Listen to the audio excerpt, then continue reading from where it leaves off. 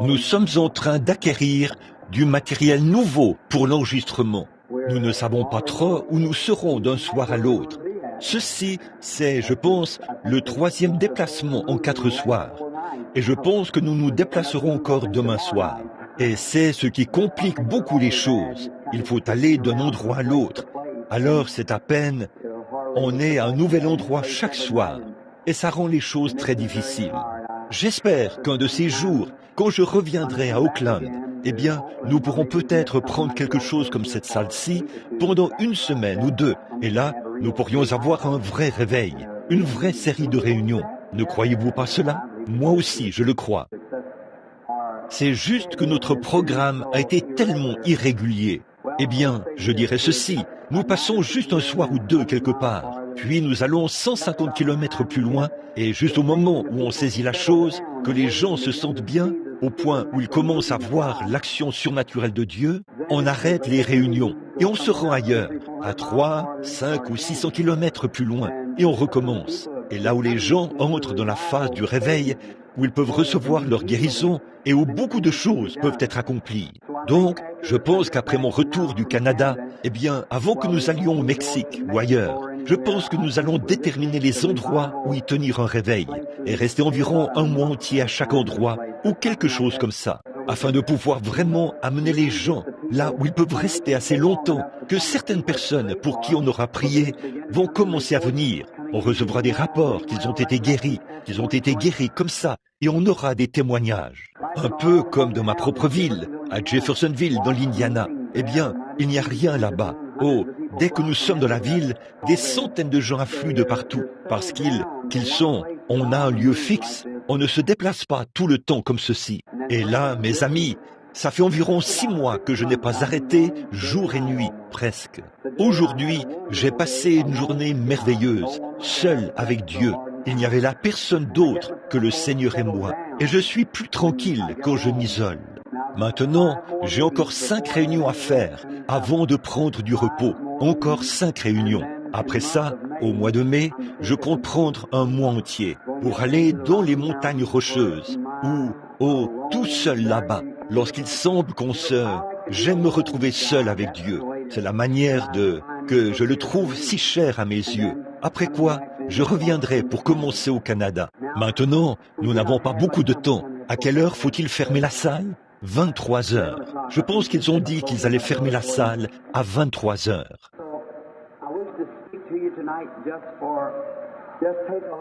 Alors, ce soir, j'aimerais vous parler, prendre un peu de temps pour enseigner la parole de la foi, afin que vous sachiez comment vous approcher de Dieu.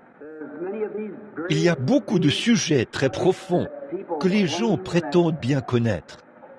Et quand on en arrive à l'épreuve de force finale, ils en connaissent très peu. C'est vrai, ça. Nous verrons quelques-unes de ces choses ce soir. En passant, après-demain soir, dans l'autre salle, je donnerai un petit aperçu de l'histoire de ma vie. Ça, c'est si vous aimeriez l'écouter. Aimeriez-vous l'écouter? Levez la main. Très bien. Avez-vous annoncé où se trouve la salle? Idée raisonnable. Parce que je veux que vous soyez guéris. C'est pour ça que je suis ici. C'est pour moi un grand sacrifice d'être ici, mes amis. J'ai un foyer, une famille, et je suis nouveau. Je ne suis qu'un bébé dans cette œuvre. Ça fait seulement quelques mois que j'ai reçu le don de guérison.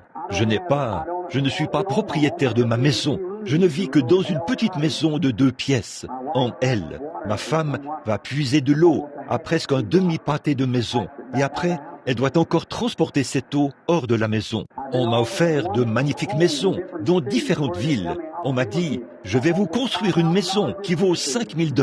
Simplement vous l'offrir. Mais mes amis, ce qui m'importe, ce n'est pas l'argent. J'aimerais n'avoir même jamais à y penser. Et c'est pour cela que lorsque beaucoup d'entre vous m'offrent des cadeaux, je ne les accepte pas. Parce que ce ne sont pas vos finances que je veux. C'est votre confiance. Je suis ici pour votre guérison. Comme je le disais au sujet de mon petit foyer, ma femme et mes 2 enfants. J'aimerais être avec eux ce soir. Il sera bientôt 23 heures. Et cette fidèle petite épouse est à genoux, en train de prier pour moi en ce moment. Elle sait qu'il est presque temps de commencer le service. Cette aimable, brave maman est en train de prier pour moi. Le petit garçon, dont la mère est morte alors qu'il n'avait que 2 ans, est en train de prier pour moi. Et quand je monte en chair, je sens que d'une manière ou d'une autre, leurs prières seront exaucées. Et je sais qu'il est tout prêt. Vous ne savez pas combien j'aimerais les voir ce soir. Au moment de les quitter pour monter dans l'avion, il y a quelques mois, ils se sont accrochés à mon manteau et ils pleuraient. Le médecin qui fréquente mon église m'a dit que je ne vivrais pas plus d'1 an. Il m'a dit qu'à ce rythme qui est le mien, je serais pris d'une crise cardiaque derrière la chair un de ces soirs. Et le petit garçon craint que cela se produise. Alors, il pleurait en disant « Papa, ne pars pas ». Mais il y a quelque chose qui me pousse à aller vers les malades et ceux qui souffrent. Et mes amis, je ne peux vous aider que si vous me croyez. C'est le seul moyen pour moi de faire quoi que ce soit pour vous. J'aimerais être avec eux ce soir. Vous ne savez pas combien j'aimerais. Beaucoup d'entre vous savent ce que c'est que d'être loin de chez soi, n'est-ce pas? Mais ce n'est qu'une petite cabane.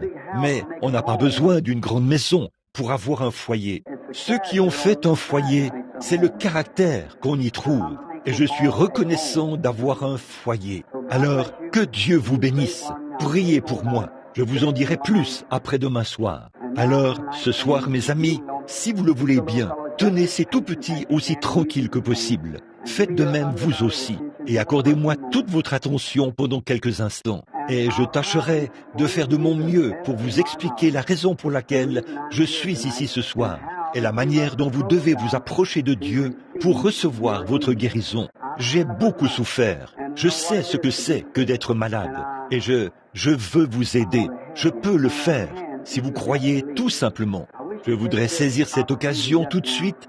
J'ai tant de choses à l'esprit et je suis fatigué et épuisé.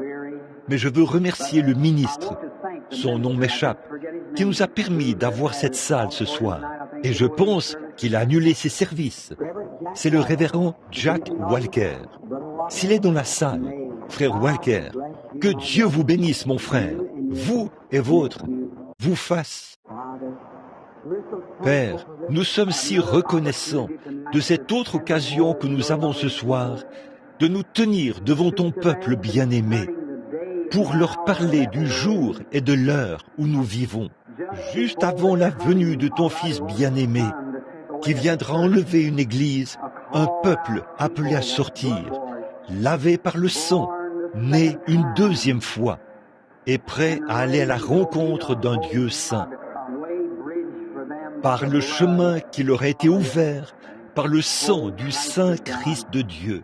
Bénis-nous tous ce soir, alors que nous attendons ta divine présence. Puisse l'ange que tu as envoyé dans la pièce cette nuit-là, pour qu'il parle à ton serviteur, est la raison pour laquelle je suis ici ce soir.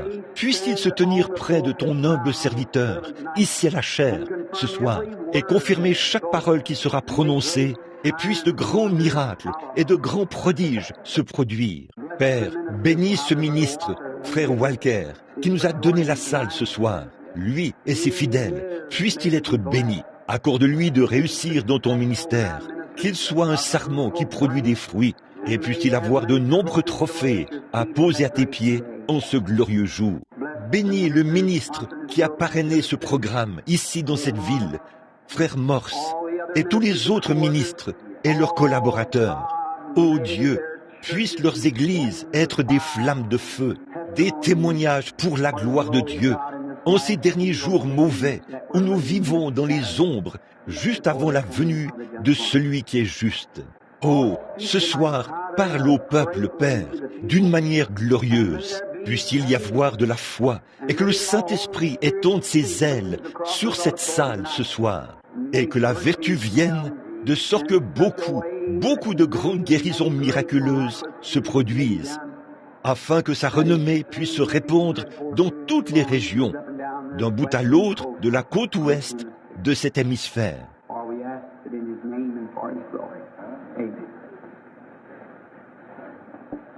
Car nous le demandons en son nom et pour sa gloire. Amen. Bon, mes amis, comme je le disais, nous avons changé d'endroit à de nombreuses reprises. Je suppose que beaucoup ici n'ont même jamais entendu parler de la manière dont j'ai reçu le don de guérison divine. Mais la seule chose que je veux que vous fassiez ce soir, c'est de me croire. Si vous croyez, vous verrez la gloire de Dieu, j'en suis sûr. Ces derniers soirs, on n'a pas eu autant de succès que je l'espérais. Bien que des infirmes, des affligés, des sourds, des muets, des boiteux. Mais c'est très long, semble-t-il, depuis que nous sommes arrivés sur la côte ouest. Frère Jacques Fuller me parlait quand nous étions à Long Beach.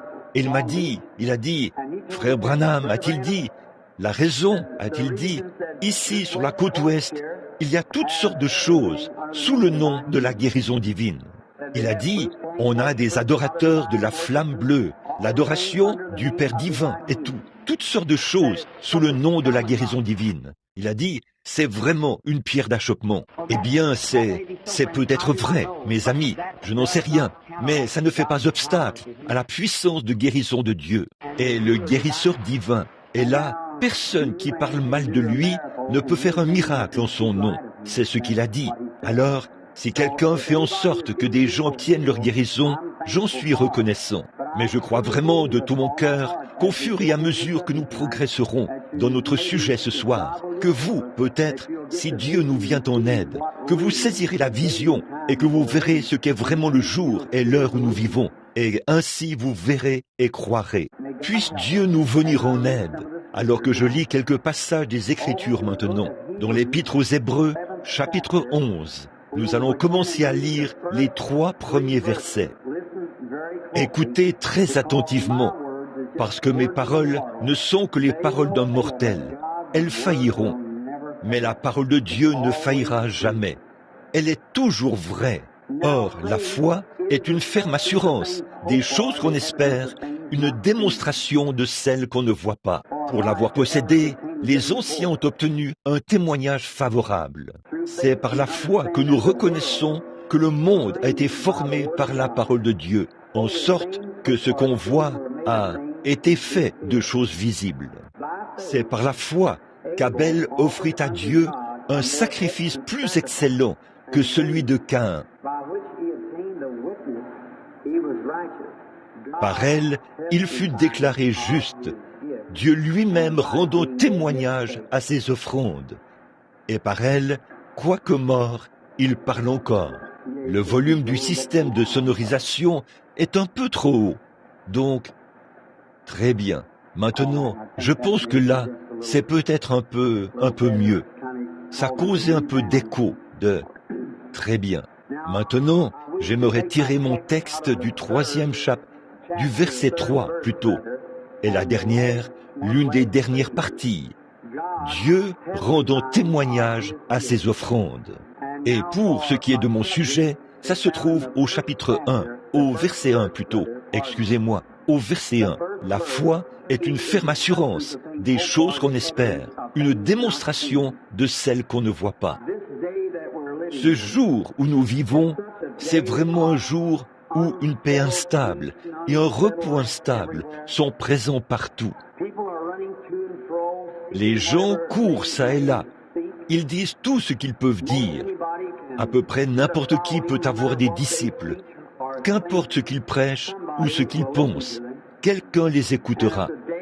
Et c'est un jour dont les prophètes ont parlé. Les gens, lorsqu'ils ont faim, ils mangeront n'importe où. Si les enfants et les gens sont affamés, ils mangeront dans une poubelle, eux qui mangeaient autrefois à une belle table. Mais s'ils ont faim, ils mangeront quelque part. Je pense que les véritables prédicateurs de l'Évangile devraient être à l'œuvre, actifs. Ils devraient donner aux gens ce qu'il leur faut, la nourriture au temps convenable. Maintenant, mon sujet, comme je vous l'ai dit, je ne suis pas un prédicateur. Tout ce que j'ai, c'est simplement un don de guérison divine qui, je le déclare humblement, vient de Dieu. Je n'ai rien eu à voir avec la venue de cela. Il était prédestiné par Dieu il y a des années et des années. Je n'ai rien eu à voir. C'est l'élément principal des Écritures, la foi. Il faut que celui qui s'approche de Dieu croit que Dieu existe. et qu'il est le rémunérateur de ceux qui le cherchent. Sans la foi, il est impossible d'être agréable à Dieu. C'est par la foi que ce monde a été créé. Et c'est par la foi que les choses ont été façonnées et ont vu le jour. Dieu a vu cette simple goutte de rosée suspendue là, dans l'air, ou peu importe le nom que vous donnez à ça. Il a simplement parlé et a dit que la lumière soit, et la lumière fut. Il a ensuite fait paraître la terre ferme, et l'a fait sécher et tout. C'est par un acte de foi que Dieu a accompli tout cela. C'est par la foi que le monde entier a été créé. C'est par la foi que vous êtes ici ce soir. Beaucoup d'entre vous, vous avez dit à votre employeur que vous seriez au travail demain. Comment le savez-vous? Vous avez dit à votre femme, je retournerai à la maison après le service. Comment le savez-vous? Vous avez peut-être dit à quelqu'un, un taxi, de venir vous chercher à 23 heures. Comment savez-vous que vous serez encore ici? Vous serez peut-être dans l'éternité, avant 23 heures ce soir. Voyez? Mais tout ça, c'est par la foi. Tout se fait par la foi. Eh bien, tant de gens parlent de ce sujet, la foi, mais ils en connaissent très peu là-dessus. Maintenant, écoutez, mes amis, je vous aime. Et je veux que vous voyiez ceci.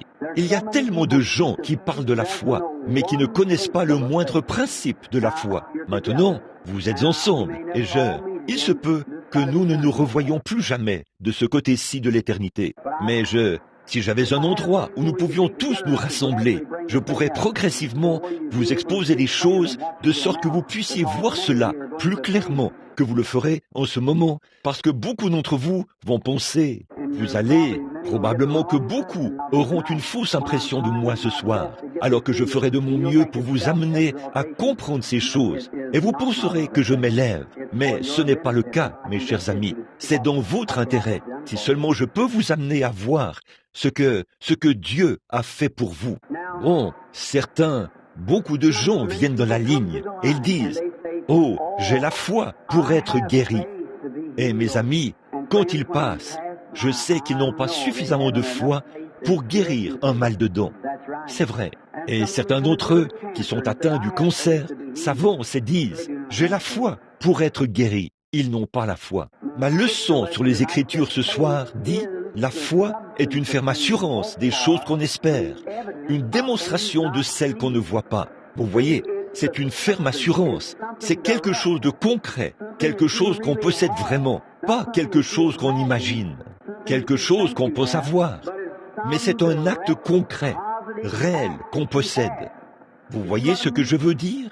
Bon, là, il n'y a pas longtemps, je vais vous raconter une petite histoire au sujet de quelqu'un qui est venu pour que vous puissiez voir ce qu'est la foi. La foi est un don en soi. Vous pouvez en avoir une portion, mais un don de foi, ça existe.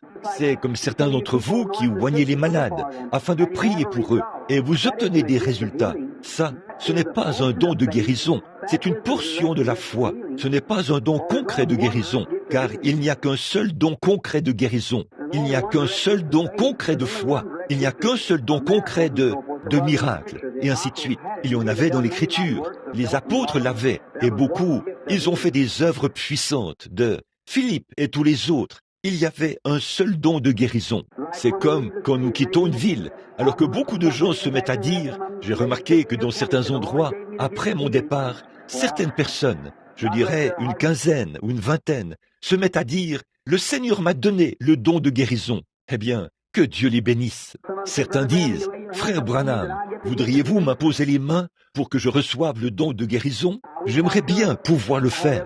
J'inviterai chacun de vous à passer ici, dans la ligne ce soir, et je dirais qu'il n'y aurait plus un seul malade à Oakland d'ici quelques semaines. C'est vrai, mais ce n'est pas à moi de donner cela.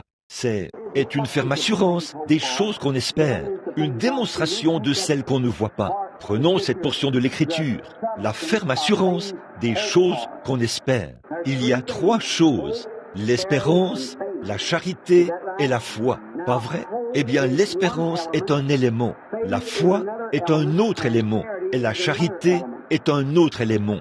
La charité, c'est l'amour. J'ai vu passer beaucoup de gens, des gens charmants, de vrais chrétiens, mais ils n'avaient pas suffisamment de foi pour être guéris. Puis, j'ai vu passer des pécheurs, et ils avaient la foi pour être guéris. Voyez, c'est un tout autre élément. Ça ne dépend pas de la manière juste dont vous servez Dieu, c'est un élément que vous possédez vous-même. Alors, je veux que vous saisissiez cela, parce que c'est dans votre intérêt. Tenez, il y a quelques semaines, il y a quelques mois, j'étais chez moi seulement pour quelques soirs. Et oh, il y avait environ 300 personnes qui s'étaient rassemblées dans la maison et dans la cour ce jour-là. Et vers 2 heures du matin, ma femme m'a conduit au lit. Et comme j'étais étendu sur le lit, oh, j'avais des crampes et des douleurs aux jambes. J'étais étendu là et j'ai entendu le bruit d'un moteur qui se dirigeait vers l'entrée de la maison. Et j'ai dit, oh là là, quelqu'un arrive. Et elle a dit, eh bien, écoute, je vais aller répondre à la porte. Et pendant qu'elle se dirigeait vers la porte, je me suis endormi. Et j'entendais quelqu'un dire, eh bien, le bébé est malade depuis longtemps. Et ce petit bébé avait tellement pleuré que sa voix ne sonnait plus comme celle d'un humain. Quelque chose comme, vous qui lisez mon petit livre intitulé « Une vision céleste ». Combien l'ont lu dans l'auditoire? Voyons un peu. Une vision céleste. Vous voyez, quelque chose de ce genre. Ce tout petit bébé n'avait qu'environ 8 ou 10 semaines. Et il n'arrêtait pas de pleurer. Et sa mère a dit, eh bien, nous avons voyagé toute la journée et toute la nuit pour arriver ici. Elle a dit, nous avons appris que frère Branham serait à la maison et nous avons emmené le bébé. Oh, le pauvre petit, je ne pouvais pas dormir. Alors je suis sorti et j'ai prié pour ce petit bébé. Puis, je me suis assis là, dans le fauteuil, et j'ai parlé à la mère pendant un instant. Ils avaient fait tout le trajet depuis le nord de l'Ohio. Et pendant que nous étions assis là, mes amis, le petit bébé a cessé de pleurer. Il avait pleuré jour et nuit, là. Oh, pour moi, ça vaut plus que tout l'argent du monde. Et là, j'ai regardé, et la mère s'est mise à pleurer. De grosses larmes tombaient sur la petite couverture. Le brave papa qui était assis là, vêtu d'une salopette, avait probablement dépensé une bonne partie de ses revenus pour venir. Il s'est approché, m'a entouré de ses bras et a dit « Je vous aime, frère Branham ». Oh, certains des cœurs les plus nobles qui aient jamais battu se trouvent sous une vieille chemise bleue. C'est vrai, ce qui compte, ce n'est pas la façon dont vous êtes vêtu, c'est ce qu'il y a à l'intérieur de vous. C'est vrai, et là, je savais qu'il était sincère, ce n'était pas de l'hypocrisie. Il le disait du fond du cœur. Il m'aimait. Et j'ai regardé le petit bébé, puis la mère. Quand je suis allé dans l'autre pièce, il nous souriait. Et mes amis, ça en vaut totalement la peine, n'est-ce pas? C'est vrai, ça vaut tout. Puis ils ont dit, ma femme a dit, eh bien, je vais vous préparer du café ou quelque chose, si vous voulez. Et ils ont dit, eh bien, nous allons simplement attendre un peu. Et ma femme a dit, eh bien, là, j'ai une idée, et je dis, je vais m'étendre ici sur ce fauteuil et laisse la mère et les autres aller au lit pour dormir un peu. Alors, nous les avons installés au lit et je suis resté assis dans le fauteuil pour essayer de me reposer jusqu'au lever du jour. Et juste à ce moment-là, une autre voiture est arrivée. Un jeune homme s'est présenté à la porte et a dit, « Frère Branham ?» J'ai dit, « Oui ». J'essayais de me réveiller. Il a dit, « Je sais que vous avez vraiment sommeil. » J'ai dit, « Oui, monsieur. » Il a dit, « Je viens de Marengo, dans l'Indiana. » Il a dit, « Ma petite sœur se meurt de l'appendicite. On doit l'opérer ce matin. » Il a dit, « Voulez-vous venir la voir ?» Eh bien, Et dans mon vieux taco, ma Ford, qui m'attend là-bas à Houston, dont le côté est enfoncé par mes genoux, là où j'ai frappé avec mon genou comme ça, pour essayer de rester éveillé pendant que je suis en route, pour aller prier pour les malades. Je quittais une réunion pour une autre, et je partais prendre la route qui traverse le champ, avec la main hors de la portière de la voiture, en disant « Que Dieu vous bénisse, que Dieu vous bénisse », tout en étant profondément endormi. Je n'oublierai jamais ce jour où je revenais de Houston. J'entendais une voiture klaxonner et je savais que j'étais du mauvais côté de la route, mais je n'arrivais pas à me réveiller. Voyez-vous, j'avais passé 15 jours et 15 soirs d'affilée à prier pour les malades et à voir des choses merveilleuses. Mais oh là là, mes amis, si ma vie est courte, peut-être que quelqu'un d'autre pourra rester parce que je m'en serais allé. Et ce jeune homme a dit, ma petite sœur, il m'a dit qu'il faisait partie d'une certaine église. Je ne vais pas mentionner le nom de cette église ici, parce que ce n'est pas nécessaire, et je ne critique la religion de personne. Et de toute façon, je suis l'ennemi juré de cette église. Ils prétendent que la guérison divine n'existe pas, et tout. Et je m'étais rendu à mon église, l'église baptiste de Milltown, pour y tenir des réunions de réveil. Beaucoup d'entre vous ont vu, dans le petit livre intitulé « Jésus-Christ le même hier et éternellement », cette petite fille qui pesait 21 kilos, une fille de 27 ans qui pesait 21 kilos, qui s'appelait Georgie Carter. Elle était atteinte de tuberculose. Elle faisait partie de cette même église. Et elle a dit, dans le voisinage, les gens avaient dit, si, ça faisait maintenant 9 ans et 6 mois qu'elle était alitée. Ils avaient dit, si elle se rétablit, nous croirons cela. Mais, mes amis, c'est ma pianiste à l'église baptiste de Milltown ce soir. Mais est-ce qu'ils croient? Non. Même si quelqu'un ressuscitait des morts, ils ne croiraient pas. Et en passant, il y avait un homme qui gisait à la morgue et qui avait été déclaré mort par 3 médecins au moment où j'étais allé là où on l'avait mis. Il conduit une locomotive de la Pennsylvanie ce soir.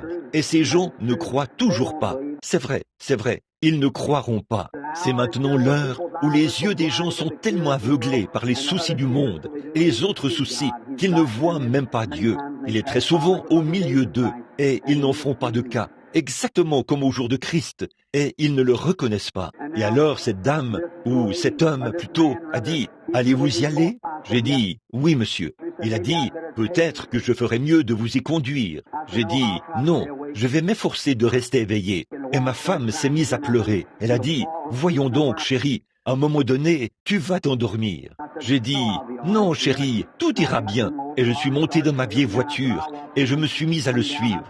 Je me suis dit, je vais fixer mes yeux sur lui. En chemin, je me pinçais, je me mordais les doigts et je prenais mes crachats pour me frotter les yeux et tout, afin de rester éveillé. Je sais que ça n'a pas du tout l'air hygiénique, mais je faisais tout mon possible pour pouvoir arriver jusqu'à cet enfant. Et nous avons roulé environ 13 kilomètres sur une vieille route qui mène très loin dans la zone rurale.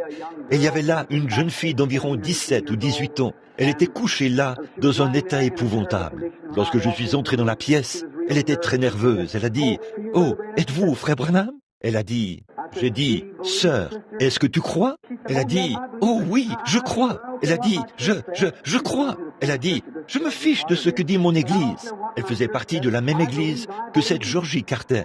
Elle a dit, « Je me fiche de ce que dit mon église. Je crois. » Et donc un homme, son père est arrivé. Il m'a vu et m'a serré la main. Et il m'a conduit jusqu'à son lit. Il a dit, « Monsieur, a-t-il dit, elle doit subir une opération ce matin. » Et il a dit, nous craignons qu'elle ne puisse pas survivre au voyage. Il a dit, nous devons l'emmener jusqu'à New Albany, dans l'Indiana. C'était presque à 65 kilomètres de l'hôpital le plus proche, dont environ 13 kilomètres de route de campagne. Rien que sur un chemin longeant des clôtures, comme ça, que les charrettes empruntaient, presque, pour se déplacer. Eh bien, j'ai déjà assisté et aidé lors d'opérations, et je savais que cet enfant ne pouvait pas atteindre l'hôpital. Elle mourrait avant d'y arriver. Il se peut qu'il y ait des médecins ici en ce moment. D'habitude, il y a des médecins qui viennent écouter le service. Son côté avait enflé et c'était devenu rouge. L'appendice s'était enflammé et ça pouvait éclater à tout moment. Bon, j'ai accompagné de nombreuses fois le docteur Adair, le médecin de notre ville, celui qui fréquente mon église, lors des opérations. Je l'ai vu pratiquer des incisions et j'ai vu les fois où cela éclatait sur la table. Et parfois, il sortait les intestins, les vaporisait et les lavait. Pour empêcher la péritonite de s'installer, il le coupait un peu en forme de V et y insérait un tube pour le drainer. Parfois, les gens se rétablissaient. Mais cet enfant ne pouvait pas. Cet appendice aurait éclaté et elle aurait encore dû parcourir une 50aine de kilomètres ou plus en voiture. Et elle serait morte avant d'y arriver. Alors, mes amis, la jeune fille m'a regardé et a dit, « Oh, frère Branham, vous pensez que je vais vivre ?» Et j'ai dit, « Je crois que oui. » Mais j'ai dit, « Maintenant, crois-tu ?» Elle a dit, « Oh oui, je crois, certainement. Peu m'importe ce que dit mon église. Je crois. Georgie Carter s'est rétablie, a-t-elle dit. Moi aussi, je me rétablirai. J'ai peur de l'opération. » Vous voyez, comme ça. Quelques voisins s'étaient rassemblés là. Maintenant, écoutez, voici maintenant ce que je veux vous faire comprendre à ce sujet. Cette jeune fille pensait qu'elle croyait, tout comme beaucoup d'entre vous qui viendraient dans la ligne ce soir. Vous pensez que vous croyez, mais elle ne croyait pas. Eh bien, beaucoup d'entre vous ont un problème gynécologique. Peut-être que c'est une chose ou une autre. Peut-être un ulcère à l'estomac. Et vous devez prendre vous pouvez avoir un peu de temps. Mais dans le cas de cette jeune fille, il y avait une urgence. Sa vie était en jeu. Quelque chose devait être fait. Alors j'ai dit, « Sœur, je ne veux pas te blesser, mais tu ne crois pas. » Eh bien, c'est exactement comme le frère le dit ici. Lorsque vous avez la tête levée, peu importe où vous êtes dans le bâtiment, je ne dis pas ceci, mes amis, souvenez-vous, je vous dis ceci simplement pour votre bien. Ce n'est pas moi, mais Dieu. Quand vous avez la tête levée, je le sais, je le sens. Peu importe que vous soyez derrière moi ou ailleurs. Comme cette dame qui était assise derrière moi hier soir, la tête levée. Je le savais pendant tout ce temps. Donc ça, c'est entre Dieu et l'individu, voyez-vous. Je n'y peux rien. Ils font obstacle aux gens, bien souvent. Ça fait obstacle aux choses. Et donc, cette jeune fille, elle a dit, « Oh, je crois, frère Branham. » Eh bien, elle pensait qu'elle croyait. Maintenant, écoutez, elle avait de l'espérance. Mais la foi est une ferme assurance des choses qu'on espère, une démonstration de celles qu'on ne voit pas. Vous voyez ce que je veux dire?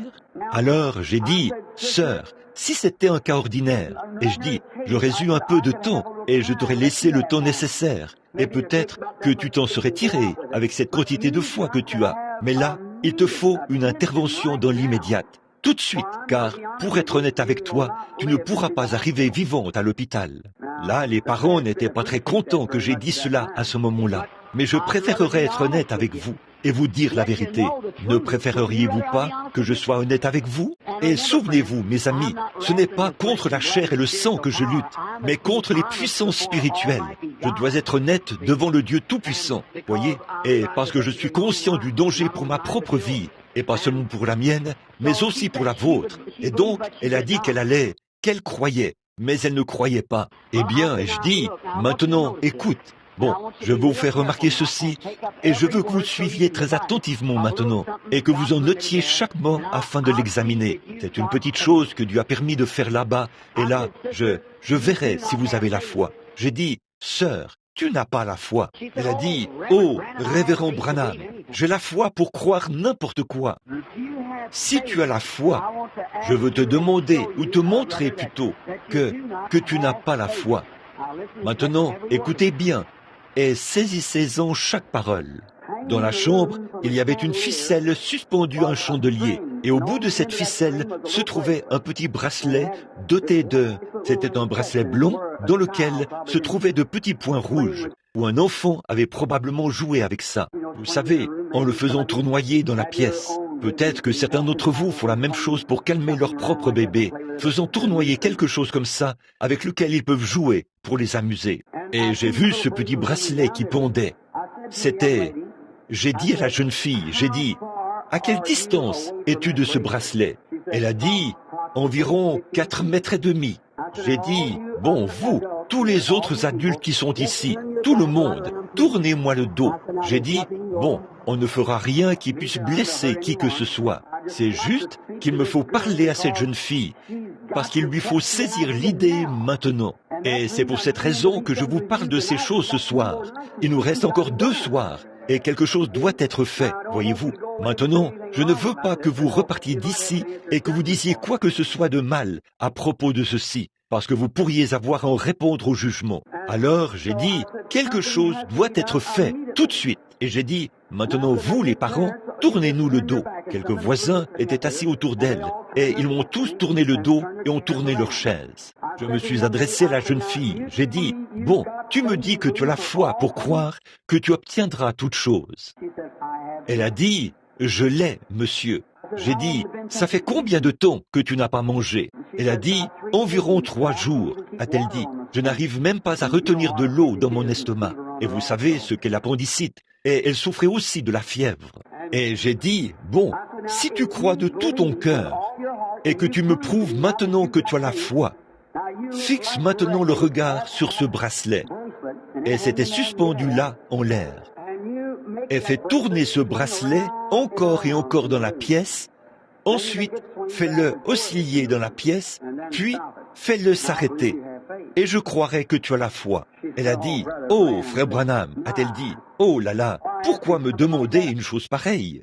J'ai dit, « Je voulais voir si tu avais la foi. » J'ai dit, « Jésus a dit, si tu peux croire, tout est possible. » Eh bien ça, c'est de la foi pure et simple, mes amis. Les magiciens l'utilisent très souvent pour jouer des tours, et ainsi de suite, pour faire éclater des verres et tout. Ça arrivera si vous croyez.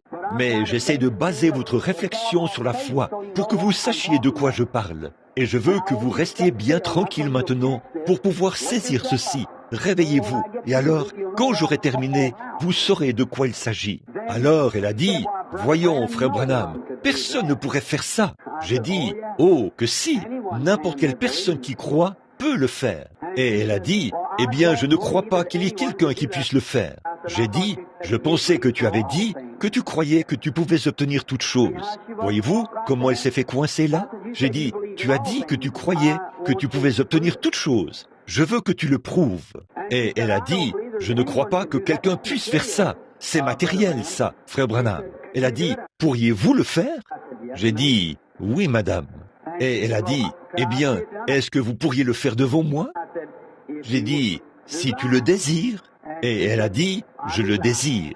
Alors, naturellement, j'ai concentré ma pensée là-dessus, en lui demandant d'observer le bracelet et non moi. Comme bien des fois dans une réunion, je vais prendre n'importe quel enfant qui louche, qui se trouve dans cette réunion. Faites-le monter ici, et sans même prier pour lui. Il me suffit de le regarder droit dans les yeux, comme ça, et ses yeux se redressent. Mais quand je tourne la tête, je l'ai utilisée en guise d'illustration. Elle est repartie. Elle pensait qu'elle n'arriverait pas à revenir dans la ligne. Il a fallu 2 ou 3 jours avant qu'elle puisse y revenir. Mais quand elle est venue cette fois-là, elle a dit, « Frère Branham, vous m'avez dit de revenir dans la ligne. » Il y avait des centaines de gens qui s'entassaient partout. Il y en avait debout dans... Ils arrivaient très tôt le matin. Ils étaient tout trempés de l'extérieur. Ils venaient pour qu'on prie pour eux. Et donc, lorsque Dieu a guéri ses yeux là-bas, les 2 yeux se sont redressés. Tout est devenu normal. Et elle est repartie en se réjouissant. Vous voyez, voilà la différence entre votre foi et la foi de Dieu. Donc, bien entendu, j'ai fixé mes yeux sur ce bracelet. Et ça, vous pouvez le faire vous aussi, si vous n'en doutez pas dans votre cœur. Et cela s'est mis à bouger. Puis, ça s'est mis à bouger d'avant en arrière, en rond, d'un côté et de l'autre. Et je l'ai fait s'arrêter. Elle a dit, « Frère Branham », a-t-elle dit, « c'est du spiritisme, ça !»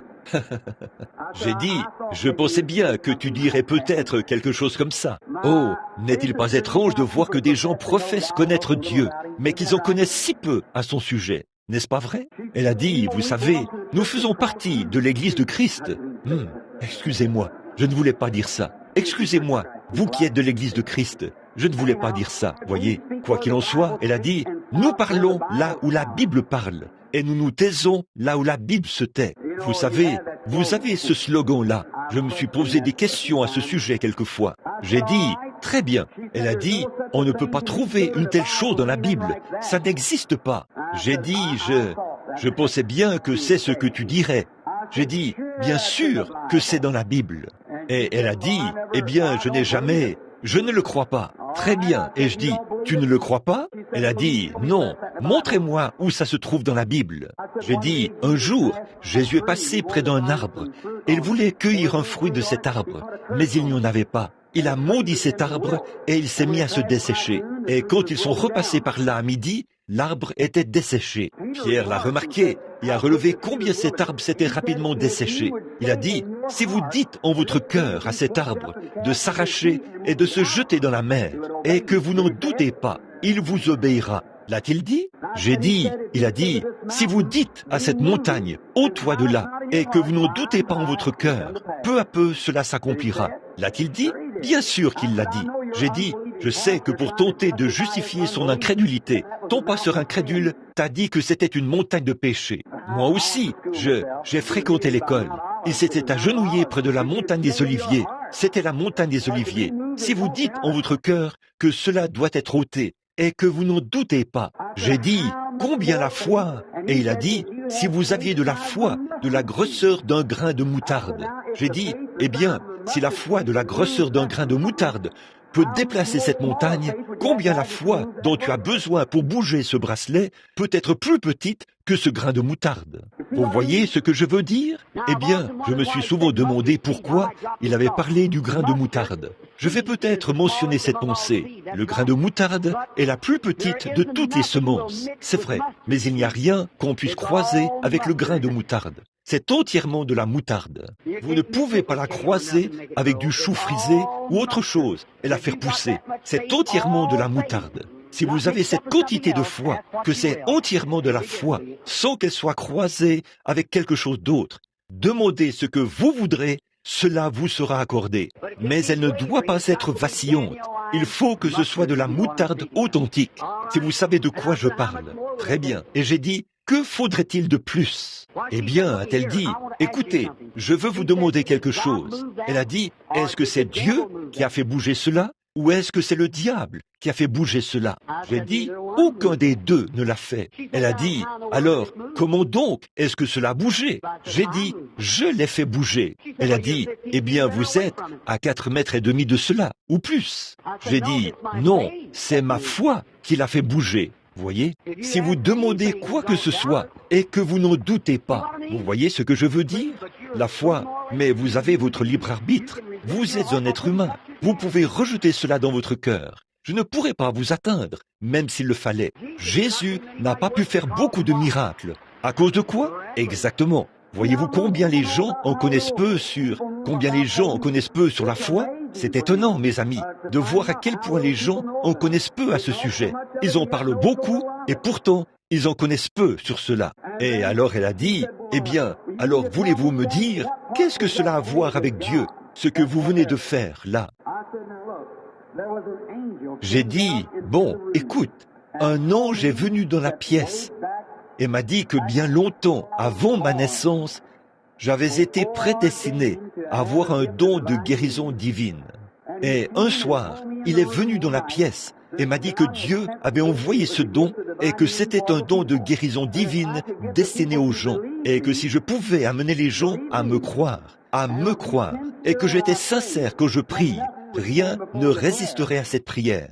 J'ai dit, c'est pourquoi, comme j'ai parlé face à face avec un être surnaturel, je crois cela de tout mon cœur. Et si je peux t'amener à me croire de tout ton cœur, c'est ce qui met Dieu en action. Et alors, tu es guéri. Ta foi t'a sauvé.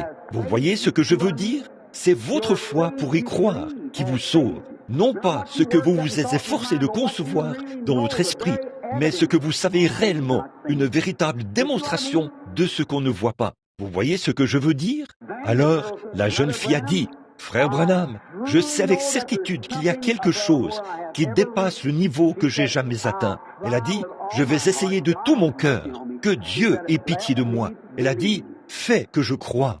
J'ai alors pris sa main, j'ai ressenti une vibration due à l'inflammation de cet appendice. J'ai prié pour elle et ça s'est arrêté immédiatement. J'ai dit, que Dieu te bénisse, sœur. Maintenant, ta foi t'a sauvé. Quelques instants plus tard, assis dans un fauteuil, je me suis endormi. Le soleil se levait. Il me fallait me reposer un peu avant de rentrer à la maison, parce que je craignais de somnoler quelque part en chemin et d'avoir un accident. Pendant que j'étais assis là, ils ont appelé l'ambulance et leur ont dit qu'ils n'avaient pas besoin de leur service. Quand un membre de la famille m'a réveillé, eh bien, la jeune fille avait quitté le lit et avait mangé un demi-litre de crème glacée. Elle n'a jamais subi d'opération depuis ce jour-là. Elle était debout sur le perron et elle m'a fait au revoir de la main. Elle a dit « Au revoir, frère Branham ».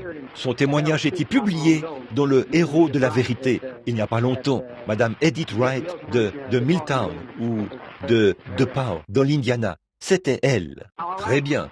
Maintenant, voyez-vous ce qu'est la foi? C'est quelque chose. Maintenant, écoutez, mes amis. Je sais que vous êtes tous, du moins vous savez ceci. Ce corps est contrôlé par 5 sens. Pas vrai? Très bien. Il a 5 sens. Et c'est ça qui contrôle ce corps humain. Maintenant, écoutez très attentivement et accordez-moi votre attention en ce moment. Les sens, 5 sens, c'est bien ça? La vue, le goût, le toucher, l'odorat, l'ouïe. C'est bien ça? Ces 5 sens contrôlent tout le corps humain. Est-ce vrai?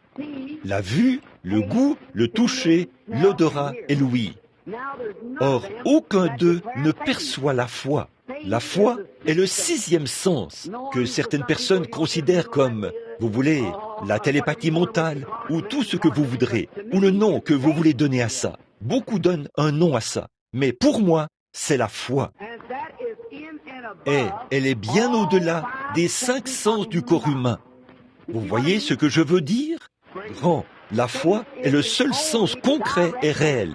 Et c'est le 6e sens. La foi est supérieure à la vue, la foi est supérieure au sens du toucher. On ne touche pas la foi, on ne goûte pas la foi, on ne sent pas la foi, on ne voit pas la foi. La foi est une ferme assurance des choses qu'on espère, une démonstration de celles qu'on ne voit pas. Tenez, vous voyez cette Bible? Bon, je veux cette Bible. Maintenant, je la regarde. Maintenant, je la veux. La foi est une ferme assurance des choses qu'on espère, une démonstration de celles que je ne vois pas. Vous voyez ce que je veux dire? Tenez, dans ma poche, je pense qu'il y a un vieux couteau de poche Barlow que je transporte depuis des années.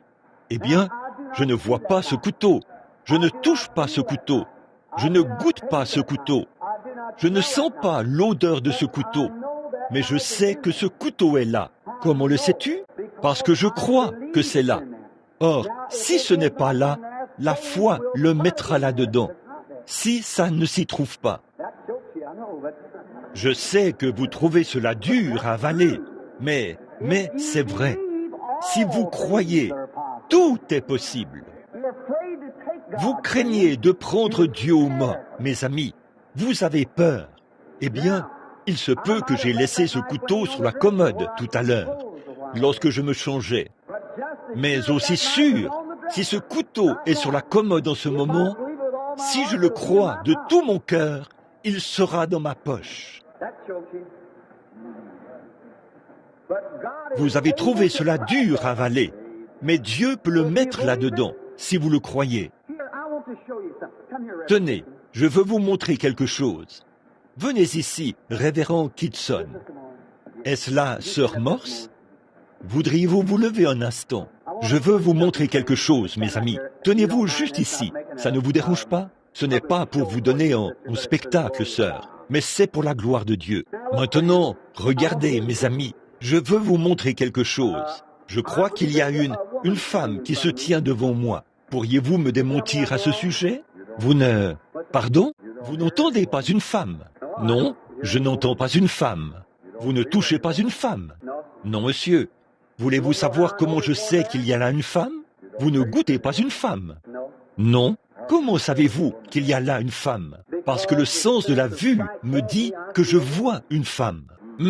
Eh bien, en êtes-vous sûr? Je suis sûr qu'il y a une femme qui se tient là. Croyez-vous que j'ai raison? Vous, l'auditoire, pensez-vous que j'ai raison? Eh bien, serait-ce possible que je me trompe? Oui, il se peut que chacun de nous soit aveugle, ou que ceci soit une vision. Souvenez-vous que les 5 sens du corps ne sont pas aussi concrets. La foi est réelle. Bon, je sais qu'il y a une femme qui se tient là, parce que le sens de la vue me dit qu'il y a une femme qui se tient là. Vous voyez ce que je veux dire? Alors, pensez-vous que vous pourriez me contredire et me dire qu'il n'y a pas de femme qui se tient là? Essayez donc voir. Essayez de me dire que je ne suis pas en train de regarder une femme qui se tient devant moi. Vous pensez que vous pourriez me réfuter? Non, monsieur, parce que je sais que le sens de la vue est concret. Je suis en train de regarder cette femme, et je sais qu'elle se tient là. Et pourtant, la seule chose que je connaisse, c'est le sens de la vue. Maintenant, je veux vous faire remarquer ceci. Je vais fermer les yeux. Là, j'ai touché la main d'une femme. Je peux dire que c'est une femme. Elle porte un chapeau de femme. Elle a des cheveux de femme. Ça, c'est une main de femme. Je sais que c'est une femme parce que je la touche. Pensez-vous que vous pourriez me réfuter? Hein? C'est concret. Je le sais. Ça, c'est une femme. Je lui ai tourné le dos, mais je sais quand même que c'est une femme. Voyez? Parce que le sens du toucher me dit qu'il y a là une femme. Vous voyez ce que je veux dire? Bon, la vue m'a dit que là, en ce moment, il y a une femme. Je ne la touche pas. C'est le sens de la vue. Je sais qu'elle se tient là, parce que je la regarde. Je ferme les yeux, je sais qu'elle se tient là en ce moment, parce que, non pas parce que je la vois, mais parce que j'ai touché sa main. Je sais qu'elle se tient là. Je ne la vois pas, mais je la touche. Le sens du toucher indique qu'il y a une femme qui se tient là. Vous voyez ce que je veux dire? Or, la foi est une ferme assurance des choses qu'on espère, une démonstration. Vous voyez? C'est concret et réel, tout comme ma vue est réelle, tout comme mon sens du toucher est réel. C'est une démonstration de ce qu'on ne voit pas. C'est tout aussi réel que ceci. Vous voyez ce que je veux dire? Beaucoup de gens essayent d'y arriver par leurs propres efforts. Ils disent, Oh, j'ai la foi, mais mes amis, elle n'est pas là. Si elle l'était, elle réagirait. Vous voyez ce que je veux dire? Maintenant, regardez. Merci, sœur Morse. Que Dieu vous bénisse. Maintenant, regardez. Là, j'ai vu cette femme. Mon sens de la vue m'a dit qu'elle était là. Et j'ai donc su qu'elle était là grâce au sens de la vue. Puis, j'ai fermé les yeux. Je n'avais plus la vue. Alors, je l'ai touchée. Et le sens du toucher m'a dit qu'elle était là. Le sens du toucher était tout aussi concret que le sens de la vue, parce que c'était une preuve concrète. Alors la foi est une preuve concrète des choses qu'on ne voit pas, ne touche pas, ne goûte pas, ne sent pas ou n'entend pas. Maintenant, regardez. Je vais fermer les yeux maintenant. Regardez bien. Ça, c'était du jus d'orange. Vous ne voyez pas d'orange? Non, monsieur. Et vous n'entendez pas d'orange? Non, monsieur. Vous ne touchez pas d'orange? Non, monsieur. Vous ne sentez pas d'orange? Non, monsieur. Qu'est-ce qui vous fait penser que c'est de l'orange? Parce que j'y ai goûté. Êtes-vous sûr? Je suis sûr que c'était du jus d'orange. Ça n'aurait pas été du citron, ça n'aurait pas été du raisin, ça n'aurait pas été du pamplemousse. C'était du jus d'orange, à cause du sens du goût. Je ne l'ai pas senti, je ne l'ai pas entendu, je ne l'ai pas touché, je ne l'ai pas vu, mais malgré tout, le sens du goût m'a dit que c'était du jus d'orange. Vous pensez que j'ai raison? Certainement. Pourquoi? Le sens du goût a prouvé que c'était du jus d'orange. Alors, peu importe combien vous me direz que c'était de l'eau, je sais que c'était du jus d'orange. J'y ai goûté. Voyez? Vous aussi, vous pourriez y goûter. Et si vous avez le sens du goût, vous le sauriez aussi. Et si vous avez la foi, vous saurez aussi de quoi je parle. Bon, regardez encore ici. Regardez bien ici. Je sens l'odeur du parfum. Ça, c'est du parfum. Vous ne pouvez pas en voir. Je ne vois pas de parfum. Vous n'en entendez pas. Je n'entends pas de parfum. Vous n'en goûtez pas. Je ne goûte pas cela. Vous n'en touchez pas. Je ne le touche pas. Qu'est-ce qui vous fait penser que c'est du parfum? Parce que je l'ai senti. C'est vrai. Mon odorat me dit que c'est du parfum qu'il y avait devant mon nez. Essayez-le. Très bien. Je savais que c'était du parfum. Je ne l'ai pas vu, n'est-ce pas? Est-ce que je l'ai vu? J'avais les yeux fermés. Est-ce que j'y ai goûté? Non, je ne l'ai pas mis dans ma bouche. Est-ce que je l'ai touché? Je n'ai pas mis mes mains là-dessus, ni rien. Alors, comment l'ai-je su? Est-ce que je l'ai entendu? Non, je l'ai senti. Et c'était une preuve concrète que c'était du parfum. Je le sais. Maintenant, ne touchez pas de musique. Non, monsieur. Vous ne goûtez pas de musique. Non, monsieur. Eh bien, qu'est-ce qui vous fait penser que c'est de la musique? Je l'entends et je sais que c'est de la musique. En êtes-vous certain? J'en suis sûr. La dame joue, croit seulement. Pensez-vous que j'ai raison? Essayez de me contredire à ce sujet. Je ne la vois pas, je ne la goûte pas, je ne la touche pas, je ne la sens pas, mais je l'ai entendue. En étais-je sûr? Suis-je convaincu que j'ai raison? Pourquoi? Donc, voilà les 5 sens du corps. Eh bien, ils sont réels, n'est-ce pas? Vous savez quand ils entrent en action. Vous le savez. Maintenant, vous regardez l'auditoire. Vous savez que vous me regardez. Alors, mes amis, la foi, voilà, c'est ça. La foi est une ferme assurance des choses qu'on espère, une démonstration de celles qu'on ne voit pas. C'est réel. Vous en avez la certitude. Nul besoin que quelqu'un vous en dise plus. C'est tout aussi clair que n'importe lequel des autres 5 sens du corps. Vous voyez ce que je veux dire? Combien ont une compréhension générale de ce que je veux dire là? Levez la main. Voyez? Ce n'est pas ce que vous vous efforcez de croire. Bon, disons par exemple que je suis en train de m'efforcer de croire que j'entends de la musique. Je ne pourrai pas y arriver. Peut-être que je m'efforce de croire que je sens une odeur de parfum, mais il n'y en a tout simplement pas. Il faut que je le sente concrètement. Vous voyez ce que je veux dire? Et la foi est tout aussi réelle. C'est un acte réel. Vous le savez. Oh là là, j'espère que vous voyez ce que je veux dire. Vous voyez, c'est une ferme assurance des choses qu'on espère, une démonstration de celles qu'on ne voit pas. On ne la voit pas, on n'y goûte pas. Quelqu'un dit, je ne me sens pas mieux. Eh bien, quel est le problème? Pourquoi ne vous sentez-vous pas mieux? Si vous avez votre foi, qu'il vous soit fait selon votre foi. Pas vrai? Voyez, peu importe ce que vous ressentez, vous êtes quand même guéri. peu importe ce que vous voyez, vous êtes quand même guéri. Vous voyez ce que je veux dire? C'est, vous en êtes convaincu. Rien ne peut ravir cela de votre cœur. Vous en êtes convaincu. Là, c'est tout simplement un acte réel. Oh là là, si seulement vous pouviez le voir, mes amis, il se passerait quelque chose. Si seulement vous pouviez savoir de quoi je parle, quelque chose réagirait en ce moment même. Voyez, c'est une chose réelle. C'est là, c'est tout aussi réel que ces 5 autres sens. Ceci relève de l'homme naturel. La foi est de Dieu. L'homme naturel peut se tromper, mais Dieu ne peut pas se tromper. Oh là là, oh, ça devrait nous faire pousser des cris de joie. Réfléchissez à ça. Les gens me disent qu'ils ont la foi, mais déclarent qu'ils ne peuvent pas croire à la guérison divine. Mes amis, si vous ne croyez pas aux guérisons divines, vous êtes perdus. C'est vrai. Comment allez-vous si vous n'avez pas assez de foi pour croire que Dieu va réparer votre corps afin que vous l'utilisiez pour sa gloire? À combien plus forte raison n'aurez-vous pas assez de foi pour croire que Dieu va transformer ce corps mortel, lui faire revêtir l'immortalité afin de l'enlever? Ça, c'est un cas concret de guérison divine. Oh là là, il y aura de terribles désillusions au jour du jugement, à la résurrection. C'est vrai, la foi, nous devons en arriver au point où nous serons enlevés comme Enoch. C'est vrai, la foi, le témoignage pour apaiser Dieu. Enoch n'a-t-il pas... La suite de notre passage de l'Écriture dit que c'est par la foi qu'Enoch avait reçu le témoignage qu'il était agréable à Dieu. Pas vrai? Et la Bible dit, sans la foi, il est impossible d'être agréable à Dieu. Eh bien, vous devez avoir le même genre de foi que vous croirez et serez convaincus. Un don de guérison, pas un don de miracle, bien que de nombreux miracles l'accompagnent. Mais c'est un don de guérison. Les gens guérissent, ils partent, on a prié pour eux, ils reviennent et, oh, ils sont guéris. Attendez que je quitte la ville, mes amis. Longtemps après mon départ, vous entendrez les gens venir dans vos églises et dire, eh bien, ce concert, il est parti. Cette surdité que j'avais, eh bien, j'entends maintenant. Mon affliction, eh bien, ça m'a quitté. C'est juste la simplicité de... Ce n'est pas quelque chose que vous pouvez obtenir par vos propres efforts. Ce n'est pas une question d'excitation. J'ai vu des gens venir dans la ligne et se mettre à se secouer et à dire « Oh Dieu, alléluia, amen, gloire à Dieu ».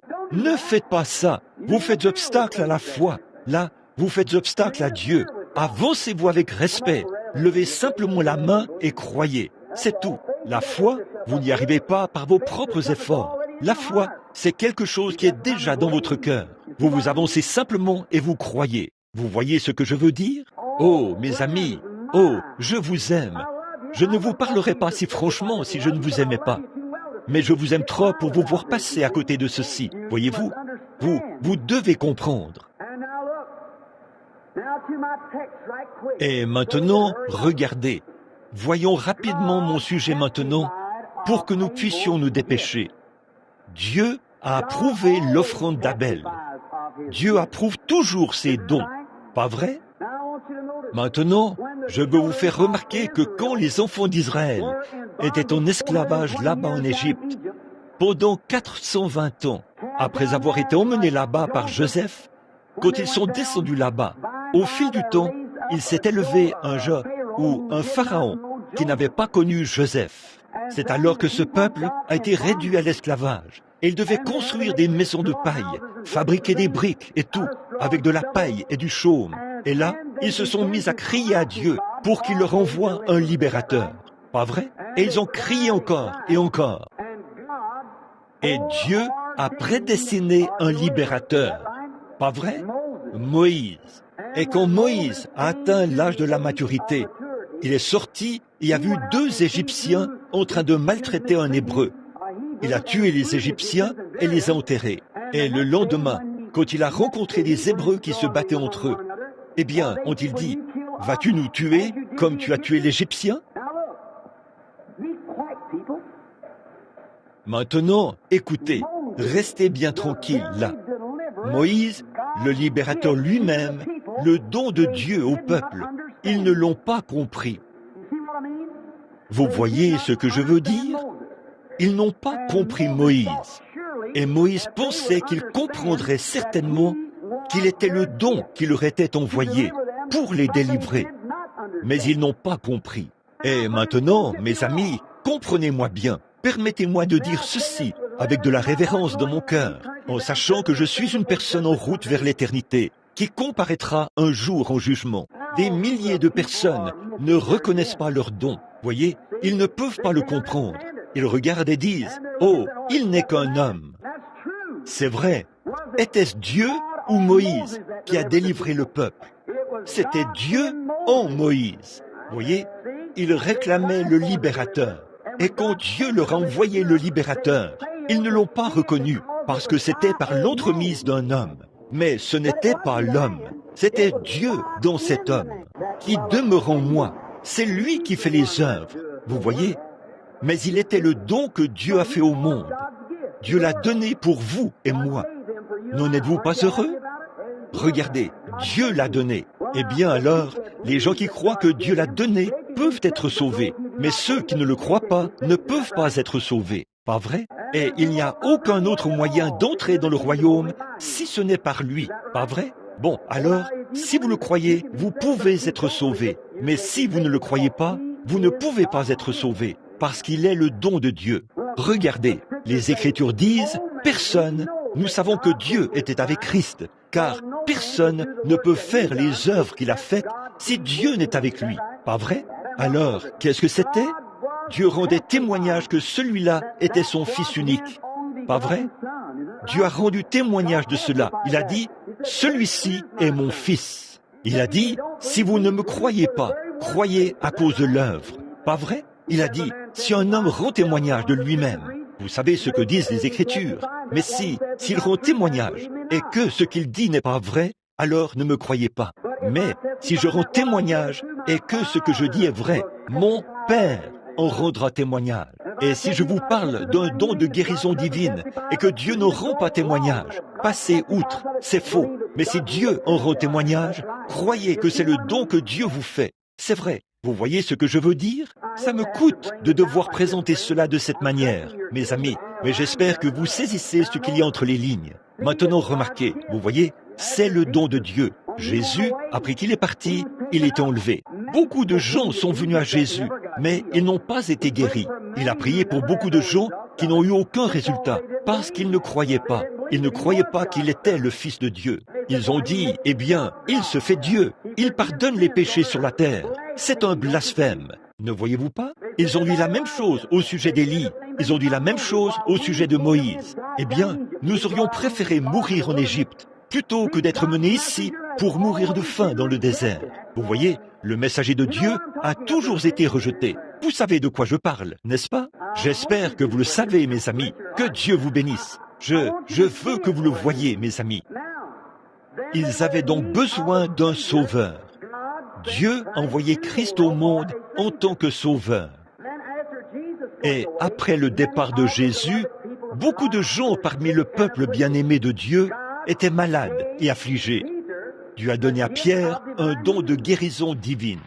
Maintenant, les gens ont été guéris parce que, par Pierre, Dieu a rendu témoignage du don de la guérison divine, tout comme il en a rendu témoignage par Élie en tant que prophète, par Moïse en tant que libérateur, par Christ en tant que Fils. Il en a rendu témoignage par Pierre en tant que guérisseur. L'a-t-il fait? Et les gens ont compris. Il y avait même de telles foules de gens que Pierre ne pouvait pas prier pour chacun d'eux.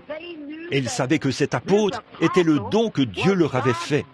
Et il ne leur a jamais serré la main en disant « Que Dieu vous bénisse ». Ils amenaient les gens à l'extérieur du bâtiment et les faisaient s'allonger le long des rues, afin que même son ombre passe sur eux et qu'ils soient guéris. Pas vrai? Pourquoi? Parce qu'ils savaient que Pierre était le don de guérison que Dieu avait envoyé aux gens.